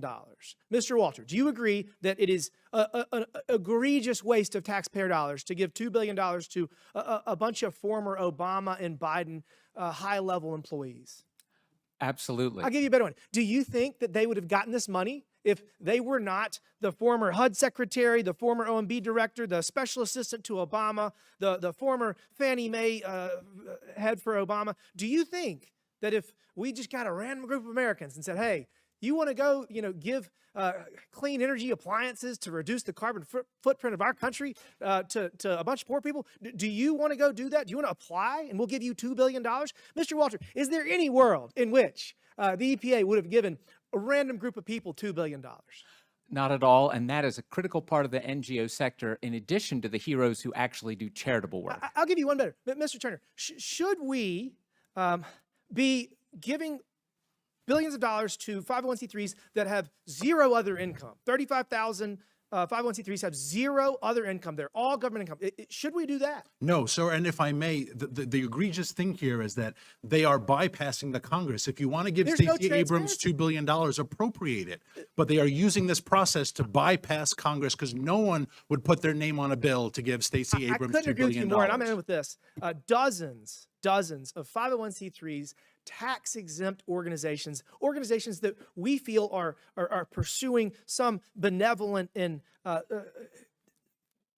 a goal to improve the lives of Americans. Dozens of these 501c3s, their CEOs make more than $10 million a year in salary. We got to change this. I'd put that in the waste, the fraud, and the abuse category, and we need to pass a law to make that better. Thank you, Madam Chair. I yield back. Thank you. I now recognize Ms. Crockett from Texas. Thank you so much, Madam Chair. It is interesting that we're talking about bypassing Congress. It seems like that's all that has happened, actually, this Congress. In fact, it's why we've had to spend so much time in courts. And thank God that we at least have one branch of government that has decided not to abdicate their duties and has decided that there are things such as, you know, impoundment. And so when Congress does make a decision or does sign something into law or has been signed into law by a president, that you can't just bring in your good little friend who helped you get elected to the tune of $300 billion or $300 million and say, hey, guy, you get to do whatever you want to, despite what these duly elected people have done. But I digress. But I am going to get back to Elon, because Elon is looming over every single DOGE hearing. You know why? Because that's supposedly what Elon was setting up. But now they don't want to talk about Elon, because Elon now is a little upset. There's a family spat that's obviously going on, and it is going to play out, it seems like, all over Twitter. But nevertheless, let's talk about some of the things that we should be talking about. And you know what? Every time I come in here, I really do wonder, what is the point? Like, why are we here? Because it doesn't seem like we're doing efficiency, right? Like, have we seen Elon? No. Have we seen anybody that works for DOGE? No. But we're in the DOGE subcommittee and we're talking to everybody but the DOGE people. So to hear the comments about Stacey Abrams, it really got me going. And a lot of times when we come into this hearing room, it's all about politics. And it made me think that there was an issue most likely with Stacey, because someone actually brought up the fact that Stacey has run for governor a couple of times. And it seems like there's a gubernatorial race that's coming up in Georgia, and nobody knows whether or not Stacey is going to run. So why not muddy the water if we can to hopefully keep a strong Black woman down? But again, I digress. So let's talk about the things that we could be talking about while we sit here in the DOGE committee. It seems like we could be talking about you know, things like efficiency or oversight.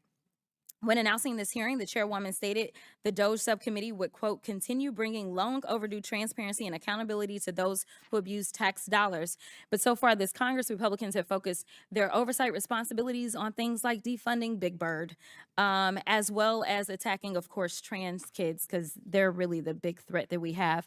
We could be talking about how the Trump administration is ignoring these court orders, supporting American citizens, or targeting members of Congress for prosecution, or how Trump signed an order deregulating the cryptocurrency industry just as his family launched a digital currency. We could be having a hearing on how Trump fired members of the National Labor Relations Board for bringing a suit against Elon Musk, or how the Trump administration dismantled the Office of the Federal Contract Compliance while the office was investigating Tesla for alleged racial harassment, or how Trump dropped lawsuits against numerous large companies after they donated to his inaugural fund. We could have a hearing on whether Trump violated the emoluments clause when he not only, it seemed like he asked for a $400 million jet from a foreign government. Trump has put a for sale sign on the lawn of the White House and has allowed wealthy donors to dictate how the government operates. That's what we should be having a hearing about, but nope.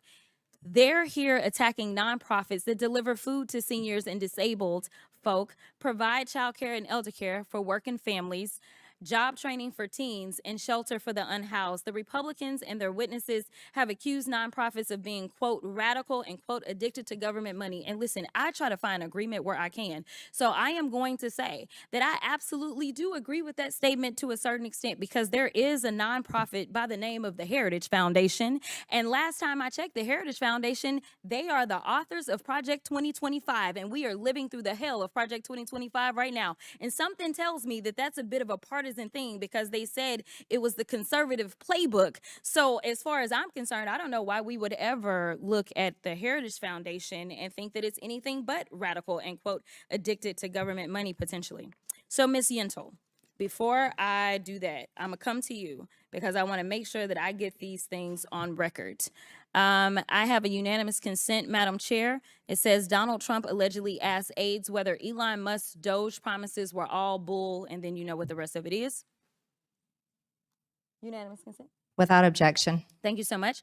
I have another one from CBS News. Despite Trump's promised cuts, U.S. spent more than $200 billion more in the first 100 days than last year.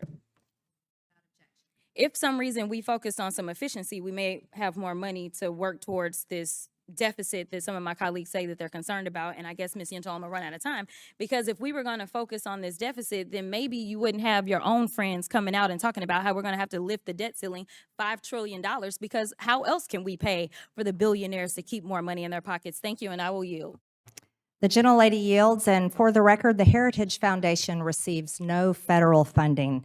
I now recognize Mr. Burchett from Tennessee. Thank you, Chair Lady. I think the irony of all ironies here is that our friends across the aisle keep bringing up Elon Musk and what a great person he is. And I guess about a week ago, they were out to kill him. So this is backwards day as always. Mr. Kirkorian, Alexandria Mayorkas served as the United States border czar for 4 years. What did he do before his appointment? He's an attorney, and he was on the board of, among other things, HIAS, which is the Hebrew Immigrant Aid Society, which is one of the nonprofit groups that resettles refugees, and was also involved in this movement of illegal immigrants up through Latin America. Okay. You think it's a good thing that Mayorkas served at an NGO whose goal it was mass migrant resettlement in the U.S.?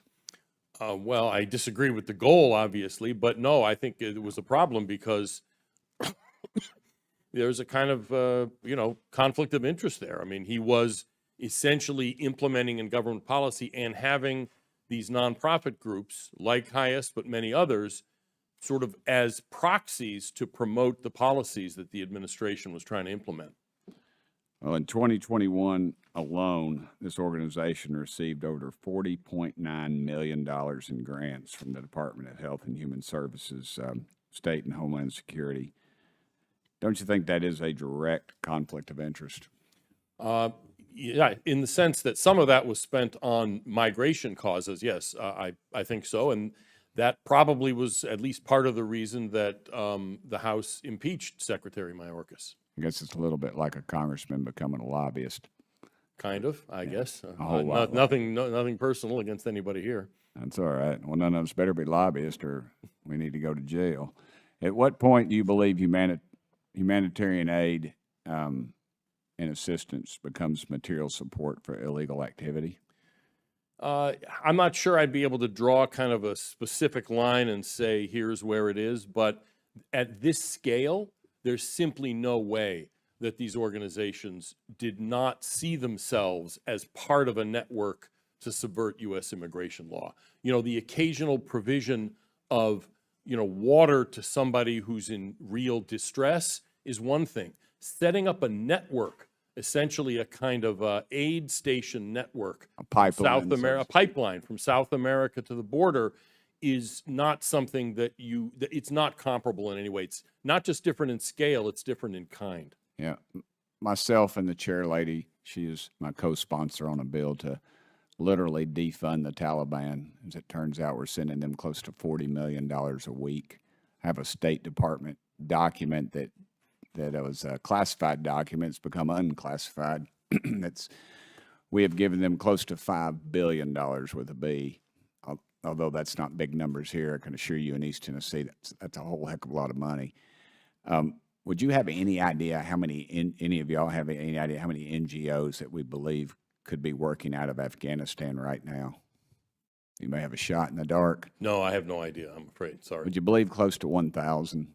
1,000. Yes.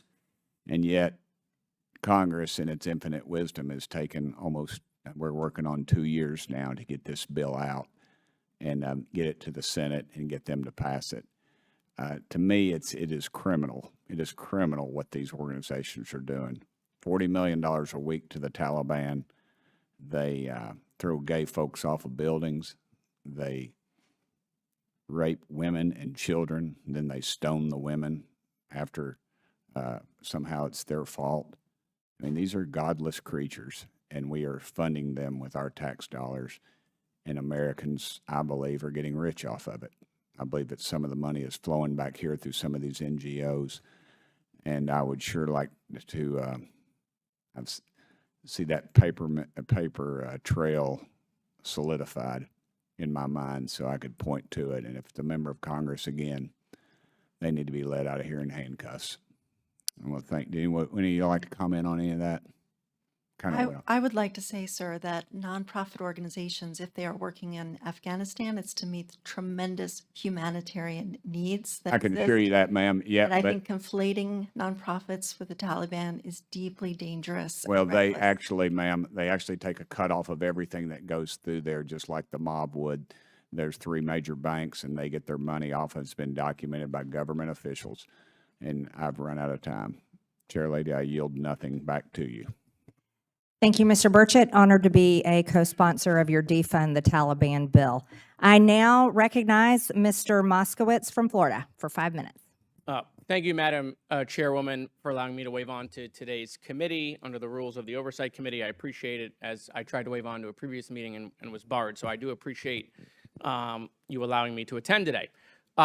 You know, I was the first Democrat member to join the DOGE caucus in Congress. Took a lot of crap for it, by the way. And I did it for the right reason, because I thought government can get smaller, government can save money, and government can be more efficient. That polls in the 80s. Most Americans know that. And I thought we were really interested in the E part of DOGE, efficiency. Okay?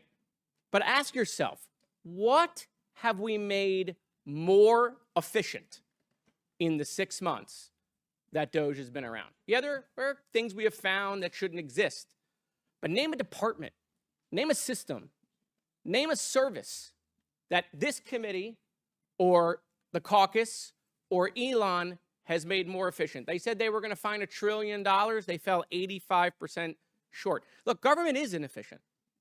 But the DOGE caucus and process was like, hold my beer. Let me show you what inefficiency really looks like. Okay? The DOGE caucus hasn't met in months. It had 2 meetings. Congress wasn't involved at all in the process in the executive branch.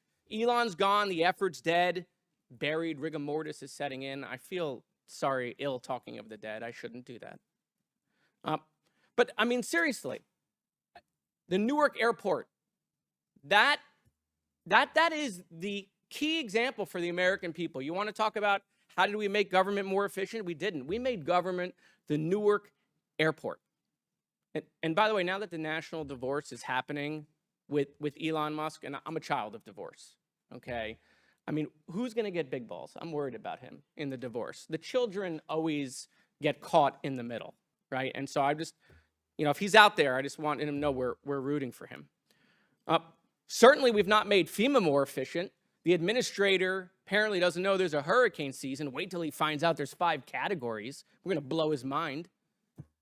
Nothing has been made more efficient by DOGE. No new technology in any of these departments, no lower costs, hasn't happened, right? We promised to tackle the national deficit and debt. They haven't done that. They've made it worse by the big, bloated abomination bill, okay? I mean, Elon has turned on them, but he's telling the truth. The bill will add to the deficit, and it will add to the debt. And so, listen, I ask my colleagues, point to me one thing we've made more efficient. If you want to drop the E from DOGE, because we've not done efficiency, that's fine. We can rename it. We can always rebrand. They're great at that. But nothing has been made more efficient. Here are the wins for congressional Republicans. You ready? They're going to do a $9 billion rescission bill, okay, which they're going to get rid of Elmo, which the American people were clamoring for. Okay, but they're going to add $2.4 trillion to the debt, $9 billion versus $2.4 trillion. And then they want us to cheer for them and give them a trophy like they're a 5-year-old at a soccer game. Everyone gets a trophy for their participation. Okay, by the way, these things I'm bringing up, Republicans themselves, including the chairwoman, have expressed their frustration that Congress has not codified anything at all. And so, look, it's interesting. Elon just retweeted this. When are we going to flatten the curve? It's fascinating. We're using COVID graphics and COVID slogans. This is the debt. This isn't COVID cases, okay? And yet, my Republican colleagues who have always talked about the debt and deficit. I went out, I bought the debt clock that Thomas Massey wears, $99, by the way. I don't know if that's a great deal, but you know, like 2-hour battery life. He told me you gotta like, if you dim the screen, it'll last a little longer. Wow, it's still going up. Doesn't seem like these DOGE cuts, right, or this rescission bill have handled anything with a debt or deficit. And so, yeah, look, yeah, Elon is, we love dark Elon now. Oh yeah, this is interesting times, right? And Republicans will say, oh wait, he was a patriot. He left his companies, he was doing the right thing. That's what they said for 6 months. Now they're saying, well, he's just mad because he's losing his EV credits. He didn't get his Starlink thing. They got rid of his NASA administrator, okay? Look, we got to do this together, guys, on a bipartisan basis to tackle the debt. I asked the Speaker to put a budget commission together to get Democrats and Republicans on a bipartisan basis to tackle the debt, but that bill should die. Thank you, Madam Chairwoman. The gentleman's time's expired. I now recognize Mr. Burleson from Missouri. Thank you, Chairwoman, and thank you to our witnesses for being here. I just want to remind people there's a huge difference between money that an individual voluntarily gives to a nonprofit or charity and the money that is forcibly taken from taxpayers and funneled through this town into a nonprofit or charity. There is a huge difference, correct, Mr. Walter? Absolutely. Mr. Kirkorian? Yes, of course. Mr. Turner? Yes. And Ms. Yentel, wouldn't you agree there's a huge difference? There's a difference, sure. Okay, And there's a difference in Thank you. accounting and auditing and There is. oversight Thank you. and Thank you. I'm going to transparency as get my well. time back here. It's a Sure. simple question. So here, with that being said, the problem that it doesn't seem like anyone is recognizing is that we forcibly took money from taxpayers, and then these groups, then it was appropriated through the Biden administration, billions of taxpayer dollars to organizations that were stood up overnight. Organizations that didn't have a long-standing history. These were not nonprofits. For example, the Free Press investigation revealed that of the $27 billion was granted to the EP, through the EPA, $20 billion went out the door to 8 nonprofit groups right after Biden lost the election. $20 billion shoved out the door immediately. Several of them were formed that year, in August of, or since August of that year. So, Mr. Walter, did your organization, do you guys get billions of dollars when Republicans are in charge? We have never taken a penny from any level of government across 4 decades of existence. Mr. Turner? Sir, if I got $2 billion from the taxpayers, I'd be in jail right now. Mr. Kirkorian? We have had contracts in the past with the Census Bureau and the Justice Department, but nobody's given us $2 billion. If you know anybody who's in the market for that, I'm give them my phone number. Yeah, so I think that here's the point to the American people. When the Republicans are in charge, we're not doling out your money to our friends and our family. We're not raiding the coffers. We're not putting America into more debt and more debt and more debt to fund these nonprofits. Look, Mr. Walter, if somebody wants to give to Stacey Abrams' new venture, her nonprofit, they can do that, right? She can stand up a nonprofit. Absolutely. But the question is, Mr. Kirkorian, nobody wants to open up their checkbook, right? I wish. Yeah, I've been working on that. And that's the very reason why they come to this town, is to convince lawmakers, their friends, their family member, their ally, to write a check that no one in the private sector would want to write for an effort that no one really would want to believe in. Mr. Turner, is it true that the Biden senior climate policy advisor, Jai Wise, directed $5 billion to Coalition for Green Capital? Yes. And let's point out, she worked for the Coalition for Green Capital, right? She previously worked for them. Yes. So she sent money to the organization that $5 billion. Is that not blatant corruption, Mr. Turner? And not only that, sir, $5 billion is very difficult to spend. $5 billion is an absurd amount of money. We heard a congresswoman talk about the jet that President Trump got. That was $400 million. This is $5 billion. It's impossible to spend $5 billion ethically. Yeah, to put that in context, I remember being in the state of Missouri, And Missourians, at one point, we spent, whenever I was a lawmaker, we spent $5 billion for all the school districts in the state of Missouri. Okay, so they funded every school district, the state funds. That was $5 billion. How much money did the Biden administration give specifically to Rewiring America initiative, where Mrs. Abrams was brought on as a senior counsel? Approximately $2 billion. $2 billion. So let me get this straight. Progressive loyalists like Abrams and other senior admin officials left the admin and feathered their nest on their way out with our taxpayer dollars, correct? Correct. Thank you, Madam Chair. I yield back. The gentleman yields. I now recognize Ms. Presley from Massachusetts. Thank you to our witnesses for being here today. What we are witnessing from occupant Trump, his administration, and Republicans writ large is not governance. It is a targeted, dangerous assault on the independence of our nonprofit organizations. We've seen these attacks take many forms, perhaps most visibly in my own district, the Massachusetts 7th, as the administration continues its unlawful campaign against Harvard University. Trump has threatened to revoke Harvard's tax-exempt status, freeze billions in federal funding for scientific research to save lives, might I add, and publicly vilify students and faculty, all part and parcel of his attacks on education. But let me make it plain. This isn't just about Harvard, and it's definitely not about government efficiency, the name of this subcommittee. This is about Trump and Republicans punishing people who disagree with them. It is about attacking nonprofits of all sizes that serve the vulnerable and marginalized and stand in the gap for our communities. It's about trying to intimidate every charity and nonprofit in this country and spark a fear that if you speak up, if you do something the Republicans don't like, you could be next. A hospital that provides abortion care, a local food pantry that feeds immigrants, or an advocacy group that fights for civil rights. Donald Trump is weaponizing our tax laws to attack nonprofits at the same time he is pushing for tax cuts for Elon Musk and billionaires. Ms. Yentel, can the president or executive branch legally revoke a nonprofit's tax-exempt status simply because it disagrees with that organization's lawful speech or mission? They can't. The statute is very clear that that is illegal. Thank you. Republicans think the answer is yes, but that would mean every nonprofit in America is just one tweet away from being targeted by the federal government. I'm proud that in the Massachusetts 7th, community-based organizations are speaking up and fighting back against Republican attacks, and I know they are doing it at risk of serious threat.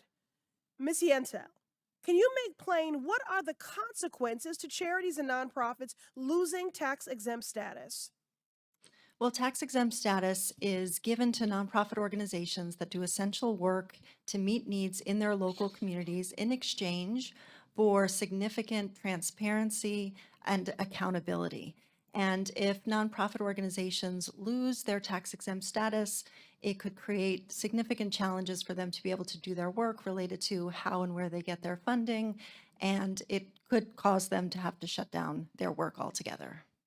Their work, which is to the betterment of us all, Which is to the to meet collective, our local shared needs. constituents. Yes. Very good. Let's put this in perspective. Trump is firing government workers that administer programs like Head Start and Social Security, while also attacking nonprofits that provide resources and supports to vulnerable populations. Trump and his Republican cult do not care about helping people who are struggling. Instead, they want to make them suffer more.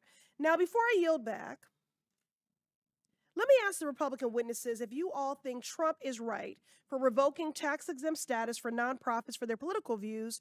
Raise your hand then if you think the Heritage Foundation, who wrote Project 2025, should also lose their tax-exempt status. Show of hands by the logic that's I'm not being aware applied. of any nonprofit that's had its status revoked. Again, the question that I'm posing is, would you please raise your hand if you think the Heritage Foundation, who wrote Project 2025, should also lose their tax-exempt status? Show of hands. It's a perfectly reasonable speech So by none a of you. nonprofit. So none of you. The shame and the sham of it all. Before I yield back, Ms. Yentel, I know that you have been harangued intensely throughout today's proceedings. Is there anything that you would like to set the record straight on or respond to in my remaining time? Thank you, Congresswoman. I would like to use the remaining time to remind us all and every member of this committee of the vital, essential work that nonprofit organizations do in each of your communities for your constituents and the work that we do to support them in that work. Nonprofit organizations are local, they are transparent and accountable, they are nonpartisan by law and in practice, and they do essential work to meet the needs of all of your communities and all Americans. Thank you. Thank you. I yield back. The gentlelady yields. I now recognize Mr. Gill from Texas. Thank you, Madam Chair, for holding this hearing. I'd like to begin with Ms. Yentel. You've written a lot about anti-racism and white fragility and things like that. Do you believe that President Trump is a racist? I don't believe that's relevant to this hearing. Do you believe that he is? I'm not here to discuss my personal beliefs. I'm here to speak about the important work You've that tweeted that nonprofits he's a do vile, across the despicable country. racist. Do you believe that much of his housing policy was racist during his first term? I'm here to talk about the vital work that nonprofit So you're not going to organizations answer me. do throughout our You've country tweeted and that in your district. it's explicitly racist and deeply harmful. Is that right? I don't have the tweet in front of me. I've got it right here. You did tweet that. You tweeted that on September 25th, 2020. You said it's explicitly racist and deeply harmful. Do you know who President Trump's Secretary of Housing and Urban Development was during his first term? Yes, Who is it? Who was it? it was Secretary Carson. Is Ben Carson. Do you believe that Ben Carson is racist or a white supremacist? With all due respect, sir, I am not here to talk about former HUD secretaries. I'm here to You talk about the tweeted essential work extensively that about it. nonprofits do in your district and throughout the country. Okay, we can move on then if you want to answer the question. Are you a racist? With all due respect, sir, I'm here to talk about the essential work that nonprofits That's do. Excuse me, that's a throughout very the simple country. question. Yes or no question. Are you a racist? I'm not a racist. You're not a racist. Particularly interesting because according to one of your affiliate charities under your nonprofit umbrella, denial of racism constitutes covert white supremacy. Are you a covert white supremacist? Sir, I'm here to talk about the essential work that nonprofits Are you a do. covert white supremacist? Can I talk about the work that nonprofits do in No, your I'm district? asking you if 'Cause you're I a think that's covert the- white supremacist, which according to one of your own organizations, again, denial of racism constitutes covert white supremacy. Would you like to I'm answer sorry, the what? question? I don't know what the question So is. you refuse to answer whether you are a covert white supremacist. I am here to talk about the essential work that nonprofits do. If you'd like to ask me a I am question utterly about dumbfounded. nonprofits You are on in your record right now, district and you will or not say throughout that the you are not a country. covert white supremacist. I don't have a definition in front of me. I haven't looked at the definition. I'm not going to answer a question about my personal That views. is- I'm here to talk about the work You're of not- nonprofit I organizations. no, I want to give you one more chance to do this. Are you a covert white supremacist? Why are we so off track from the I'm topic no, of I'm this asking you. hearing? I'm asking you a very straightforward question, I've heard your question. Thank you, sir. and you're not going to answer whether you are a covert white supremacist. I would like to answer questions about the work This of is wow, nonprofit this is organizations. painful. Thank you. That is really astounding. I can answer very directly that I am not a covert white supremacist, and I imagine all of my colleagues can as well. I think you ought to reevaluate what you're doing in the nonprofit sector. If you can't answer that in a straightforward way, that is astounding. Let me ask you another question. Do you believe that it's appropriate to host and promote LGBTQ plus meetups for 9-year-olds? I am here to support the vital work of nonprofits, and I will say to oppose the federal government targeting groups. My question with is, do you believe views it's that are appropriate to different host from and its promote own. LGBTQ plus meetups for 9-year-olds? I believe that Because the one of federal your government affiliate should not nonprofits target does do that. organizations that have views different from its own. That is wrong, whatever party is in control, whatever administration I is think in control. I think a to lot of this use is wrong. federal Do you power. think that it's appropriate for young children to use gender transition paraphernalia? Because one of your no not idea how affiliated nonprofit organizations gives bras, binders, breast forms, nipples. I'm not even going to repeat this because it's Point so of order, disgusting Madam for Chair. The children of all gentleman is ages. breaching decorum and attacking the witness. Can we please I'm move on not to something attacking the witness. I'm relevant simply to the asking a actual straightforward issue at question. hand, sir? Mr. Gill, I'll be extending your time. You've been interrupted. Thank you. Thank you. Do you believe that art exploration camps for transgender and gender diverse youth of the age of 11 is normal? We support the vital work of nonprofit organizations and oppose the federal government opposing So you and targeting refuse to answer any of organizations these questions. refuse You refuse to defend their even own. answer the question of whether you are a covert white supremacist. I'm not here to answer questions about my personal views or my personal Is that because you don't want to disclose whether you're a covert white supremacist? I'm here to talk about the essential I'm work giving that you a chance nonprofits to do. tell the world that you are not a covert white supremacist. Thank Will you you for the do that? chance. I'll pass on your chance. You'll pass on Thank that. you, sir. That is astounding. That is really astounding. You're a radical far left activist, and you're masquerading as somebody promoting nonprofit, nonpartisan institutions, and you will not even tell this committee that you are not a covert white supremacist. That's astounding. I yield my time back. The gentleman yields. Witnesses are reminded you're under oath and you're here to answer questions to the committee. I now recognize Mr. Kazar from Texas for 5 minutes.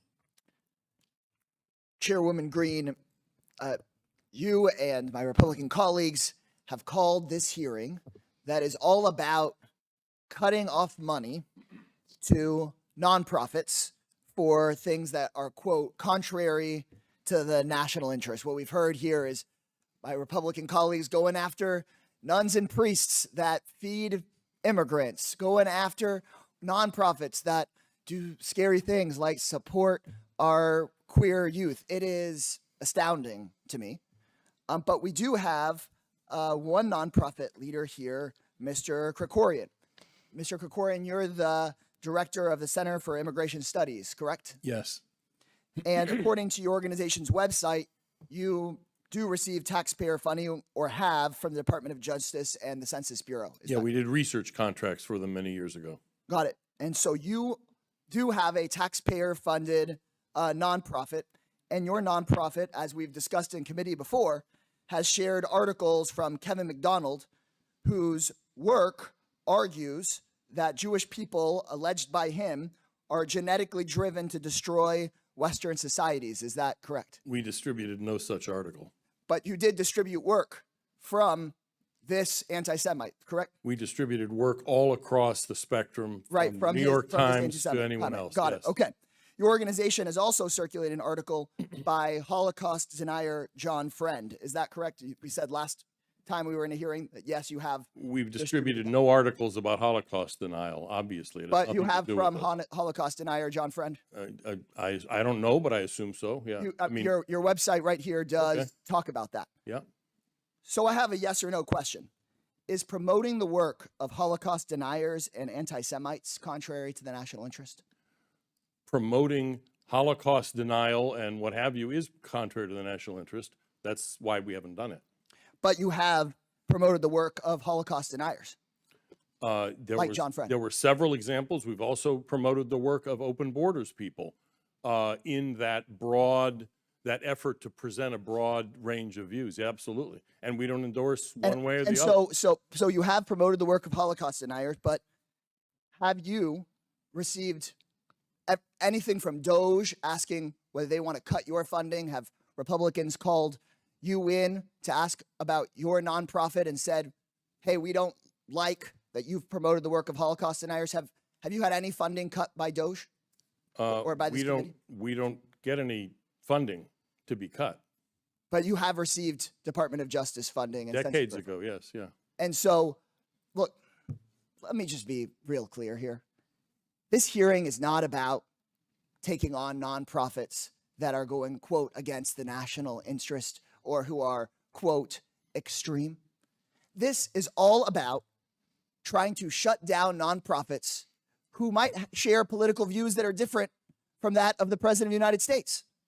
This hearing, they're going after organizations they call radical because they're kind to kids that are having trouble in school, kind to kids that are trying to figure out who they are in the world, they're going after nonprofits, and you, sir, and your nonprofit are saying that the radical people are the priests and nuns that feed the hungry, the nonprofit organizations that, yeah, give shelter to immigrants, that I understand your Center of Immigration Studies does not like immigration very much. But let me tell you, the radical folks aren't the folks out there doing good. The radical folks that you might disagree with, their version of the good, but the radical folks are the people that in your face come to this committee hearing and are sharing through their websites, through their listservs, articles by Holocaust deniers. And you're saying, yeah, we didn't share the Holocaust denying articles, but we shared some of his other stuff. I'll make my last point here clear. I represent Texas. I have long-standing ties to the city of El Paso, where in 2019, 23 people were murdered at a Walmart. The murderer said, quote, it was based on the Hispanic invasion of Texas. And after the shooting, Mr. Kirkorian, you said that the manifesto was, quote, remarkably well written. Can you tell us which part of his manifesto was remarkably well written? What I meant by that was that it seemed improbable for a nutcase like that to have written something that was relatively, at least grammatically correct. That was my point.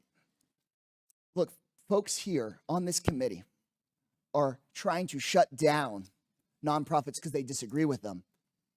Your nonprofit and you, sir, saying that the El Paso shooter had a manifesto that's The remarkably gentleman's well written, time has that is expired. extreme, The and gentleman, what goes around comes around. the gentleman's time has expired. Chairwoman, okay. I now recognize Mr. Jack from Georgia for 5 Chairwoman, minutes. I just want to make clear Thank you, that what Madam goes Chair. around can come and around. Thank you, Madam Chair. As one of 2 Georgians on this committee, yourself included, Madam Chair, I'd like to first rebut the charge from one of our Democrat colleagues that we are today trying to politically tear down Stacey Abrams. To remind our Democrat colleagues, Madam Chair, a majority of Georgia voters have twice rejected Stacey Abrams, in 2018 by 2%, in 2022 by 8%. So there's no need for this committee to politically tear down Stacey Abrams when the people of Georgia already have. But this committee is focused on eliminating waste, fraud, and abuse across our government. And again, the purpose of our hearing today is to talk about waste, fraud, and abuse among non-governmental organizations or nonprofits. And if I could start, Ms. Yentel, as the president and CEO of the National Council of Nonprofits, is it fair to characterize your organization as an informed source of data for nonprofits and NGOs? Sorry, yes, sir. And how many, just an estimate, how many NGOs receive a majority of their money from the government as opposed to citizens, to the best of your knowledge?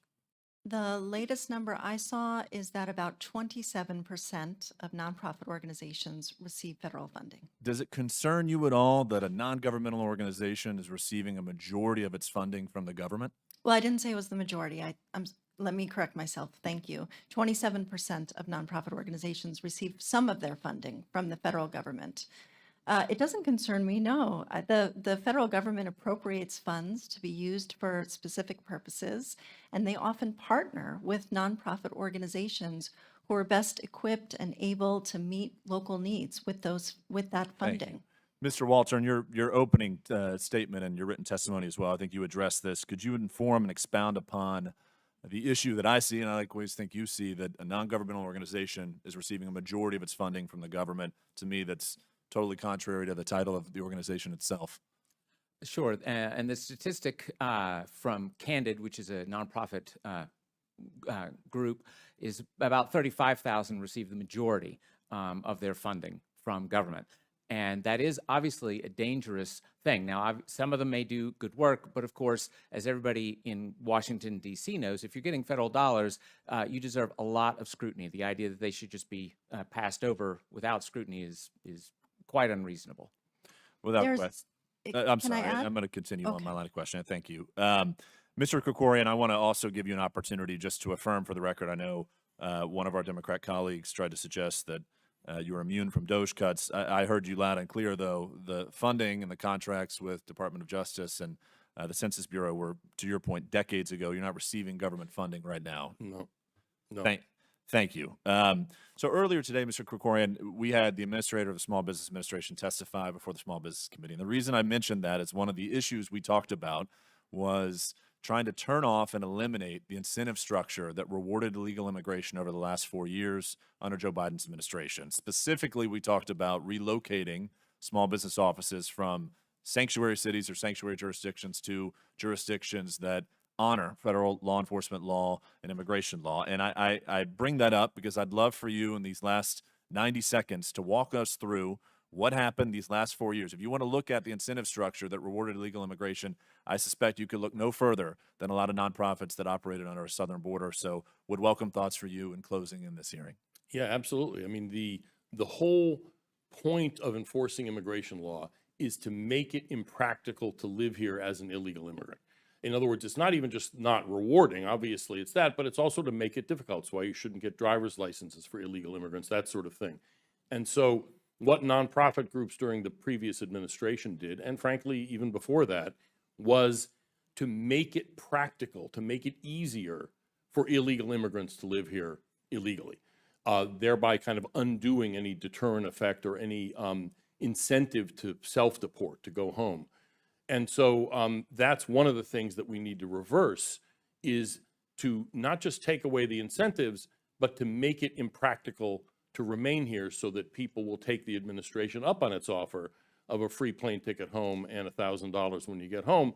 There has to be some reason you want to do that. What a lot of nonprofit groups have done is take away the incentive to go home, and that needs to change.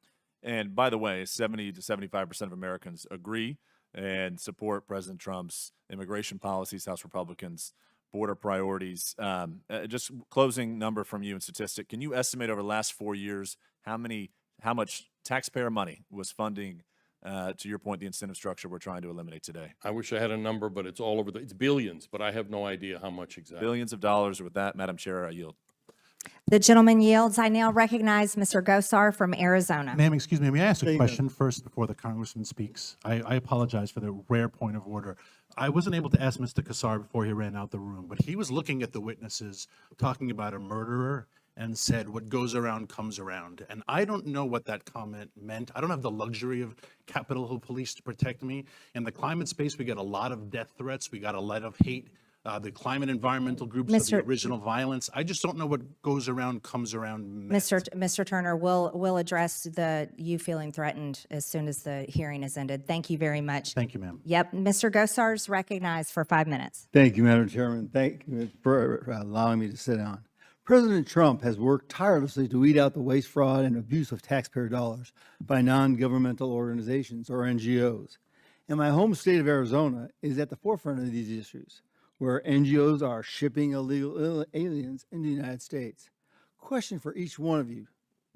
Have you heard of the United Nations Resolution 1996-31, titled Consultative Relationship Between the United Nations and Non-Government Organizations? Mr. Walter? I'm sorry, no. How about you, Mr.? No, I have not. How about you, Turner? Yes, sir. How about you, Ms. Yentel? No. Well, I'm going to give you some cliff notes on this one. Okay. It states that the UN gives if the UN gives money to an NGO that also receives voluntary contributions, the NGO must disclose the sources of these donations and explain why it's accepted for such a donation. If the UN can do it, why can't we? Now, I'm going somewhere here. In fact, I will read one of the sentences in this UN resolution. Any financial contribution or other support, direct or indirect, from a government to the organization shall be openly declared to the committee through the Secretary General and fully recorded in the financial and other records of the organization, and shall be devoted to purposes in accordance with the aims of the United Nations. Oh, wow, this is the only time I agree with the United Nations. May I submit this for the record, please? Without objection, so ordered. My legislation, H.R. 2841, the Putting Trust and Transparency Act, and I think the president had something along these same lines, requires NGOs that receive even $1 of federal funding to disclose their extravagant donors, just like the UN does. Wow, what a concept. It applies to all NGOs. You don't have to take federal money, but when you do, you have to pay the piper. Now, if you're an NGO that advocates for limited government but accepts federal dollars, you're a sock puppet for your donors. There should be zero taxpayer-funded advocacy. Mr. Turner, you talked about the government slush funds and transparency in your testimony. We know many leaders of these NGOs are used both public and private funding for their own political grift. Question, what do leaders have to personally gain by fleecing American tax dollars? The salaries, sir, and that's why this whole conversation of how these are puppy-raising organizations and they give food to the homeless, this is all a bunch of crap. These are organizations that fund political Democrats with enormous salaries, pay their consultants that then give donations to political Democrats, and that's why it's billions of dollars hidden under justice, climate, whatever you want to call it. Mr. Kirkorian, is it illegal to aid and abet an illegal alien? It is indeed, and the question is, the real question is, what does aiding and abetting mean? And it has not been defined broadly. I want to interrupt you. Aiding and abetting I guess could be defined that, but when you're going into other countries and showing people the way here, and then finding out that you can give them the luxury of things off of American persons, that would be aiding and abetting, wouldn't you say? It sure seems to me, yes, it does. Well, there's a reason why I want this, because if you thought the USAID was riddled with fraud, wait till you see these NGOs. I love what Ms. Yentel was saying. You know, my Restore, my Habitat for Humanity. I love that store. I love that store because they're building something. They're trying to put stuff to use and recycle it. But I got this perception over here from this lady that everything is hunky-dory. It's not. You can't violate the United States laws. You can't. Oh, I forgot. Yes, you can. You can violate any law you want to, because we're void of a sheriff. Well, we were void of a sheriff for the last 4 years. We did. But see, we want to see this transparency because we want to have those numbers for the American public. Mr. Walter, are you scared of the American public for sunlight? Not remotely. Oh, see, that's why I have another bill, and it's called the Lasso Act. It takes, imagine this. I heard all our friends from the other side of the aisle say that we're attacking Social Security. Wouldn't it be interesting that I took 10% of all the public lands, all the revenues coming off of public lands and off our oceans, and I put it in Social Security Trust Fund? Would that surprise you, Mr. Walter? Possibly. How, Mr. Kirkorian? It's not my area. I don't know. I'm not familiar with it. I'm putting it in there. Does it look like I'm cutting Social Security? Right. No, it does not. How about you, Mr. Turner? No. Well, Madam Chair, I got to tell you, this is too much fun. I got to let you yield back. The gentleman yields. In closing, I want to thank our witnesses once again for their testimony today. I now yield to Ranking Member Stansberry for closing remarks. All right, thank you, Madam Chairwoman. I want to start by saying this is not normal. I say this a lot, but today is certainly no exception, because while we were sitting here, Mr. Elon Musk began tweeting again. He says, call your senator, call your congressman. Bankrupting America is not okay.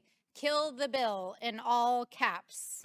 Nothing is normal right now. Attacking federal agencies and dismantling vital services, firing thousands of federal workers and shattering their lives, stealing your private data illegally and downloading it and using it on AI systems, letting children starve on the other side of the world while gutting vital public health programs, zeroing out funding for public media. None of these things are normal. And certainly attacking community organizations and vital nonprofits that serve the public good is not normal. But in addition to that, it's also not legal. And that is why there are over 200 federal court cases currently in front of the federal court right now, including dozens of injunctions and restraining orders against the Trump administration for their lawless and illegal activities. Because not only is it not normal, it is not legal. For months, the Trump administration has been threatening that they will undermine the nonprofit status of nonprofits that they don't like. It's very clear that they've been searching for some sort of legal argument that will give them a path forward, and they have yet to find it because it is not legal. The law is very clear. It is not legal. They cannot go after your IRS status. They cannot go after your nonprofit status. It is not legal. So, if you are a nonprofit in America and you are listening to this hearing and you are feeling frightened, scared, you've received a letter, you've received a threat, or you have been contacted by DOGE or any federal official to audit or enter your nonprofit organization, know your rights. Contact a lawyer. Make sure you understand what your rights are and what you can do to protect your organization. Now, I understand that my friends across the aisle want to talk about corruption, waste, fraud, and abuse. I mean, this is the DOGE subcommittee, but it is so bizarre to see the high level of gaslighting that happens every moment in this Congress. They want to talk about corruption and nonprofit organizations that do voter registration and help fight the climate crisis and help starving children, but they won't even acknowledge that Elon Musk, who just left the administration, gave himself billions of dollars in private contracts while serving in the federal government, that he himself changed out the communications infrastructure for multiple agencies, set himself on a path to get billions of dollars in private DOD contracts. And yes, he did download your data. And we will hold him accountable because no one is above the law, including the president. So if we want to talk about corruption, why don't we talk about a president who launches a meme coin and takes hundreds of millions of dollars in payments from foreign governments laundered through his family business? How about we talk about a president who solicited a foreign government for a $400 million plane that he wants to keep privately through his presidential library afterwards? How about we talk about a president that wants to sell pardons for meme coins? You guys want to talk about corruption? Or we can talk about dark money and its influence on politics. Now, I understand that some of the witnesses felt a little exposed here today by having facts presented about what their organizations are, who funds them, and what they do. But the facts remain. The facts remain.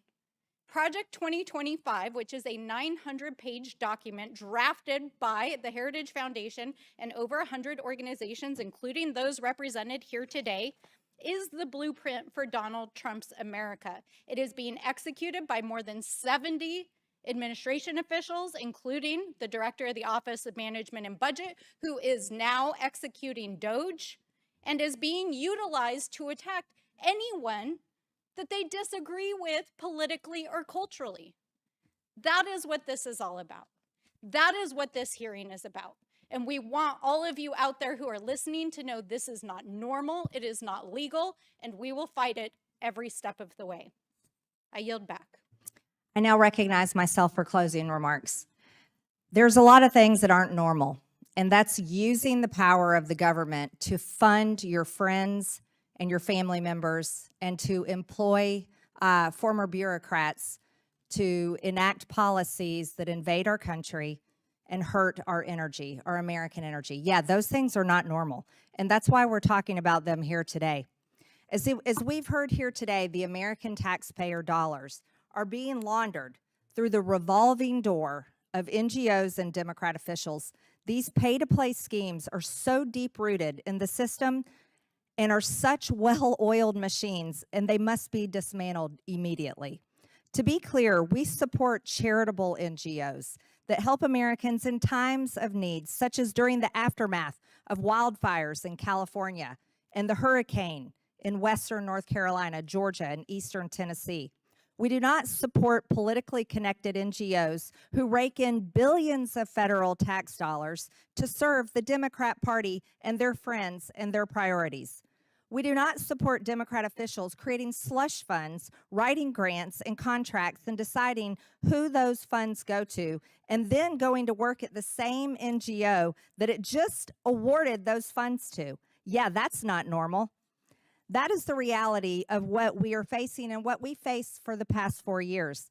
As our witnesses stated, these corrupt NGOs do not serve the American people. They serve big government and the Democrat Party.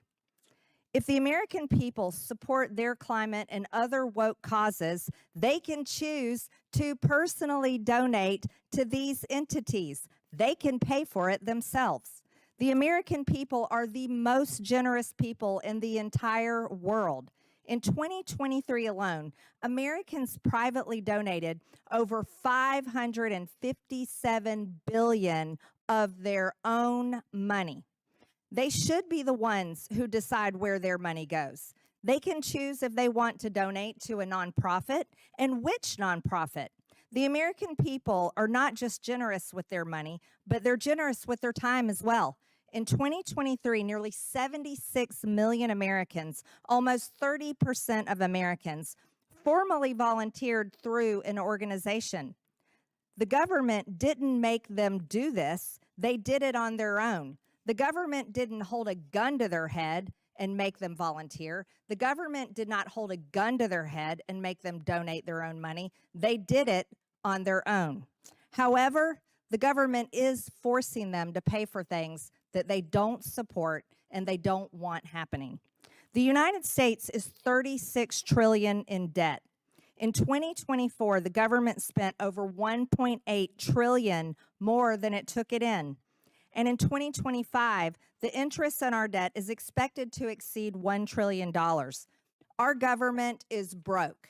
Our government is going bankrupt. Our government is not a charity for the left to use to launder money through to their friends and to former government employees. Notice this. This is extremely important. There's a difference of what you heard on this committee today. Our Democrat colleagues believe taking money from the American people and forcing them to support the causes that they support is the right thing to do. They don't believe in the mission of this subcommittee, which is DOGE, which is delivering on government efficiency. And that is a mission that has been created in this administration, thankfully to President Trump, and it is a mission that we are continuing here on this subcommittee on oversight, and we're proud of it. As a matter of fact, we are delivering government efficiency, and we are proud to let everyone know that we will be voting next week for actual DOGE rescission cuts that this committee held hearings on.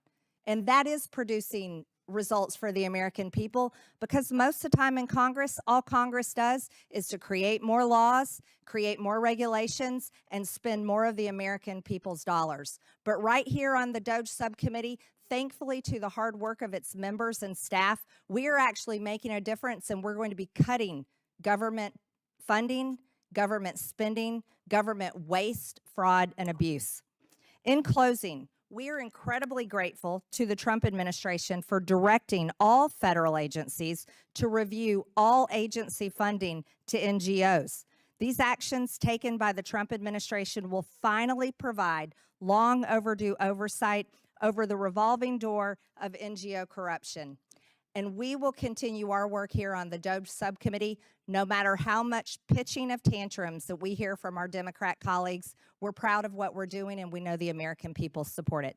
Thank you.